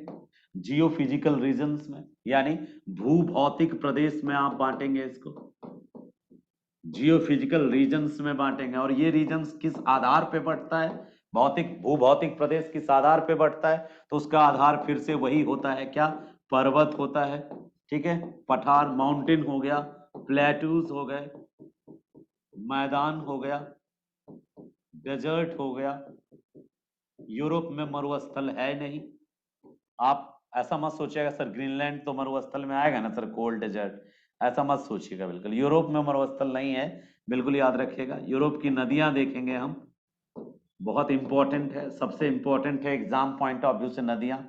और यूरोप में मैदान काफी लंबा चौड़ा मैदान है। ठीक है, उपजाऊ मैदान भी है। पुस्टाज नाम सुना होगा आपने, पुस्टाज, जैसे प्रेरी, स्टेपी, सुना होगा ना आपने, प्रेरी, स्टेपी, पंपास, डाउन्स। उसी तरह से एक जगह है, एक एक घास का मैदान, उसका नाम है पुस्टाज। तो पुस्टाज घास का मैदान कहाँ है देखेंगे, न्यूजीलैंड में एक अलग घास का मैदान है और हंगरी में अलग घास का मैदान है, छोटा छोटा। तो उस घास के मैदान को समझेंगे। मैदान इंपॉर्टेंट है। प्लेटू भी है, दो तीन प्लेटू है जो इंपॉर्टेंट है। मोस्ट इंपॉर्टेंट है माउंटेन, और दूसरा इंपॉर्टेंट है नदियां। मरुस्थल है ही नहीं तो पढ़ना नहीं। तो यूरोप के मानचित्र में मूलतः दिखेगा तीन ही चीज, पर्वत, पर्वत, ये नदियां और मैदान, ये तीन चीज दिखेगा। अब एक कमेंट है किसी भाई का, अच्छा एक बच्चा कह रहा है कि सर वाटरलू पढ़ा था बट समझ नहीं आया। देखिए, दरअसल मैं समझा दूंगा, चिंता मत कीजिए। वाटरलू के युद्ध में नेपोलियन हार गया था। देखिए, एक व्यवस्था बनाई थी ऑस्ट्रिया के प्राइम मिनिस्टर ने, नाम था मेटरनिक। मेटरनिक ने एक व्यवस्था डेवलप की थी, किसके खिलाफ? नेपोलियन के खिलाफ। नेपोलियन ने एक बनाई थी, मतलब ग्रुप बनाया था। नेपोलियन जो है पूरे यूरोप पे कब्जा करना चाहता था, तो उसके खिलाफ मेटरनिक ने साजिश की थी। और नेपोलियन का बस एक ही वीकनेस था, वो मतलब समुद्री युद्ध में हार जाता था, और जो जमीन वाला युद्ध होता था उसमें जीत जाता था। तो इसलिए ऑस्ट्रिया ने ऐसा चक्कर चलाया कि नेपोलियन उलझ गया जाके इंग्लैंड से। और इंग्लैंड को जीतना नेपोलियन के लिए कठिन क्यों था? क्योंकि नेपोलियन की जो आर्मी थी वो जो जमीन पे लड़ने में ताकतवर थी, पानी में वो कमजोर थी। और इंग्लैंड पानी में लड़ने में मजबूत हो चुका था। पानी में लड़ने के लिए इंग्लैंड उस समय तक मजबूत हो चुका था, और इंग्लैंड को साथ मिला ऑस्ट्रिया और बाकी देशों का भी। इसके कारण वाटरलू के युद्ध में नेपोलियन हार गया। तो वाटरलू एक छोटा सा प्लेस है, स्पेस है, ब्रिटेन और फ्रांस के बीच में स्थित एक प्लेस है, जगह का नाम है, ठीक है। और उसमें मेनली नेपोलियन हारा इसलिए था क्योंकि वो उसका जल युद्ध में वो कमजोर होने के कारण हार गया था। और उसके बाद उसको जब कैद किया गया तो सेंट हेलेना द्वीप में ले जाया गया। और सेंट हेलेना द्वीप वहां है अफ्रीका के पास, जहां नामीबिया है ना। तो नामीबिया के सीध में बीच अटलांटिक, दक्षिणी अटलांटिक महासागर में एक छोटा सा द्वीप है, चारों तरफ पानी ही पानी। उस बीच में सेंट हेलेना नाम के द्वीप है। उस द्वीप पे उसको कैद करके छोड़ा गया था। 4-5 साल वहां भी वो सरवाइव किया, फिर बीमार होके मर गया वहीं पे। 1821 के आसपास मरा था। ईयर नहीं पता, मैं ईयर रटता नहीं, ठीक है। तो मतलब 3-4-5 साल स्ट्रगल किया, ये मुझे पता है। ईयर मेरे से रटा नहीं जाता, आप लोग। चलिए, आज की जो क्लास थी उसमें पॉलिटिकल यूरोप आपसे चर्चा करनी थी, और इसके बाद कल हम एशिया पढ़ाएंगे। आज इतनी ही क्लास हो पाएगी, ठीक है। कल पढ़ेंगे। किसी को कुछ पूछना हो तो मैं आपसे 5 मिनट बात करना चाहूंगा। 1-2 लोगों को शायद क्लास का ये नहीं गया, लिंक नहीं गया, कल से चला जाएगा, कल सबको हम मैनेज कर देंगे। जियो ऑप्शनल रितु, चलिए ठीक है। किसी के मन में कोई सवाल है क्या, क्वेश्चन? सोनाली, कोई क्वेश्चन है मन में? प्रीति, और कौन है? विकास। बहुत सारे भाई बहन हैं हमारे साथ अभी जुड़े हुए। तो जिनके मन में कोई सवाल हो, प्रश्न हो, तो आप पूछ सकते हैं। मेरे पास पूरा टाइम है आपके अभी देने के लिए। चलिए, नहीं हो प्रश्न या फिर कोई कंफ्यूजन भी हो, डाउट भी हो, तो भी पूछ सकते हैं, ठीक है। यदि किसी के मन में कोई डाउट हो किंतु परंतु, तो वो भी पूछ सकते हैं। और कोई सलाह देना चाहें तो व्यक्तिगत रूप से सलाह देंगे कि हाँ सर, हमको ये मन था कि ये इस चीज पे चर्चा करें। आज की क्लास में सिर्फ हमने आपसे यूरोप के पॉलिटिकल पे बात की। एक बार आपके पास यदि एटलस हो तो वो देख लीजिएगा, और यदि किसी के पास एटलस नहीं है तो आप एक बार जो वर्ल्ड मैप आपके दीवार में छपा है उससे काम चला सकते हैं। वो भी नहीं है तब गूगल करिएगा, एक सादा पेज लीजिएगा, उस पर अभी यदि बना पाए तो एक बार जरूर बनाइएगा। किसी के पास? अच्छा, कृष्ण, अच्छा क्या नाम है ये? कृष्ण जी, पूछिए। क्लास यहीं कंप्लीट हो गई, जिनको जो पूछना है वो रुक सकते हैं, बाकी लोग जा सकते हैं। पूछिए कृष्ण जी, पूछिए कुछ। त्यागी जी भी हैं क्लास में, त्यागी जी ने बहुत मेहनत की है आज। और किसी का है? स्नेहा कुछ पूछना चाहती हैं? सर सेट प्रैक्टिस का फिर लिस्ट। सेट प्रैक्टिस तो खैर अभी होगी कुछ देर बाद, और कल से दिन में हो पाएगी। आज भी मुझे टाइम नहीं मिला तो दिन में नहीं हो पाया। सेट प्ले लिस्ट प्रैक्टिस का बनाए थे। एक, आप सबको बता दूं, जितने भाई रुके हैं सुन लीजिए। हमने सेट प्रैक्टिस का एक नया रास्ता ढूंढ लिया है। अब सेट प्रैक्टिस जो होगा, आपको गूगल वाला जो क्वेश्चन सेट आता है ना, और एक बार म्यूट करेंगे। सेट प्रैक्टिस का एक नया सिस्टम हमने डेवलप कर लिया। गूगल की मदद से आप सेट प्रैक्टिस कर पाएंगे। एक गूगल क्वेश्चन आएगा, जीमेल से जो क्वेश्चन आता है ना, उससे आप 1-2 दिन में देखेंगे, आपको ग्रुप में मिल जाएगा, उसमें अच्छा सेट प्रैक्टिस हो पाएगा। और बाकी जो है यहाँ पे हम एक्सप्लेनेशन करेंगे करंट का, और अलग सिस्टम जो बचा है। और टेस्ट हम अब ग्रुप में लेंगे, ग्रुप में टेस्ट होगा। आप आंसर देंगे, सबमिट करेंगे, और आपको मार्क्स मिल जाएगा चेक होके। और एक्सप्लेनेशन जो है वो अलग से ग्रुप में ही मिलेगा। यानी ग्रुप को ही थोड़ा प्रोडक्टिव बनाने वाले हैं हम। क्योंकि ग्रुप थोड़ा सा पैसिव हो जाता है तो बच्चों का मनोबल कम हो जाता है कि चलो ग्रुप में जुड़े हैं लेकिन कुछ आ जा नहीं रहा है। तो ग्रुप को ही हम सेट प्रैक्टिस का रास्ता बनेंगे जल्दी ही, 1-2 दिन के अंदर, ठीक है। और किसी के मन में कोई क्वेश्चन है क्या? चलिए खत्म करते हैं क्लास को फिर। कई लोगों के मन में, पूछ डालिए फटाफट। नेक्स्ट स्नेहा, जल्दी पूछिए। सर, जो इतनी छोटी छोटी कंट्री होती है, जैसे आप बताए थे एंडोरा कंट्री, वो छोटी सी कंट्री है, वो सर वो सरवाइव कैसे करती है इतनी बड़ी कंट्री के बीच में? लाइक कोई कॉन्फ्लिक्ट नहीं होता है वो लोगों के बीच में कि बड़ी कंट्री है तो अब कब्जा कर ले? अब वो जमाना गया, अब यूएन का जमाना है, अंतरराष्ट्रीय संगठन है, समाज है। देखिए, समाज में हर कोई सरवाइव कर जाता है ना। जैसे मान लीजिए आप 10 बापुत वाला परिवार हैं, आपके 15 चाचा हैं, 16 भाई हैं, सब हट्टे कट्टे हैं, तो आप बड़ी सुरक्षित महसूस कर रही है। लेकिन उसी समाज में एक माँ बेटी भी सरवाइव कर जाती है जिसका पति नहीं है, और बेटा भी बाहर रहता है, वो सरवाइव कर जा रहा है। कैसे कर जा रहा है? समाज के बल पे। समाज। तो वैसे ही जैसे आपके गांव के समाज के कारण एक कमजोर भी गांव में अपनी जमीन ले रहा है और उसको बगल वाला जो चच्चा है नहीं हड़प पा रहे हैं, वैसे ही अंतरराष्ट्रीय समाज भी है, इंटरनेशनल सोसाइटी है, जैसे यूएन है, एक तरह से इंटरनेशनल ऑर्गेनाइजेशन है। किसी के साथ गलत होगा ना तो यूएन बोलने आएगा, ए तुम काहे उसके साथ ऐसे कर रहे हो, और फिर इस पूरा दुनिया दबाव डालेगा कि हलवा है काहे तुम ऐसे कर रहे हो उसके साथ।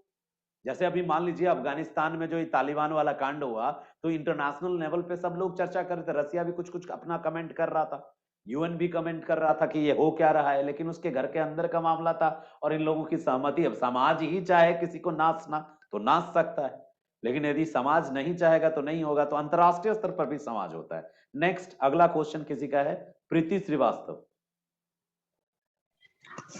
सर, यूरोपियन यूनियन में बेनेलक्स 3 थे देश, और फ्रांस, इटली और पश्चिम जर्मनी थे।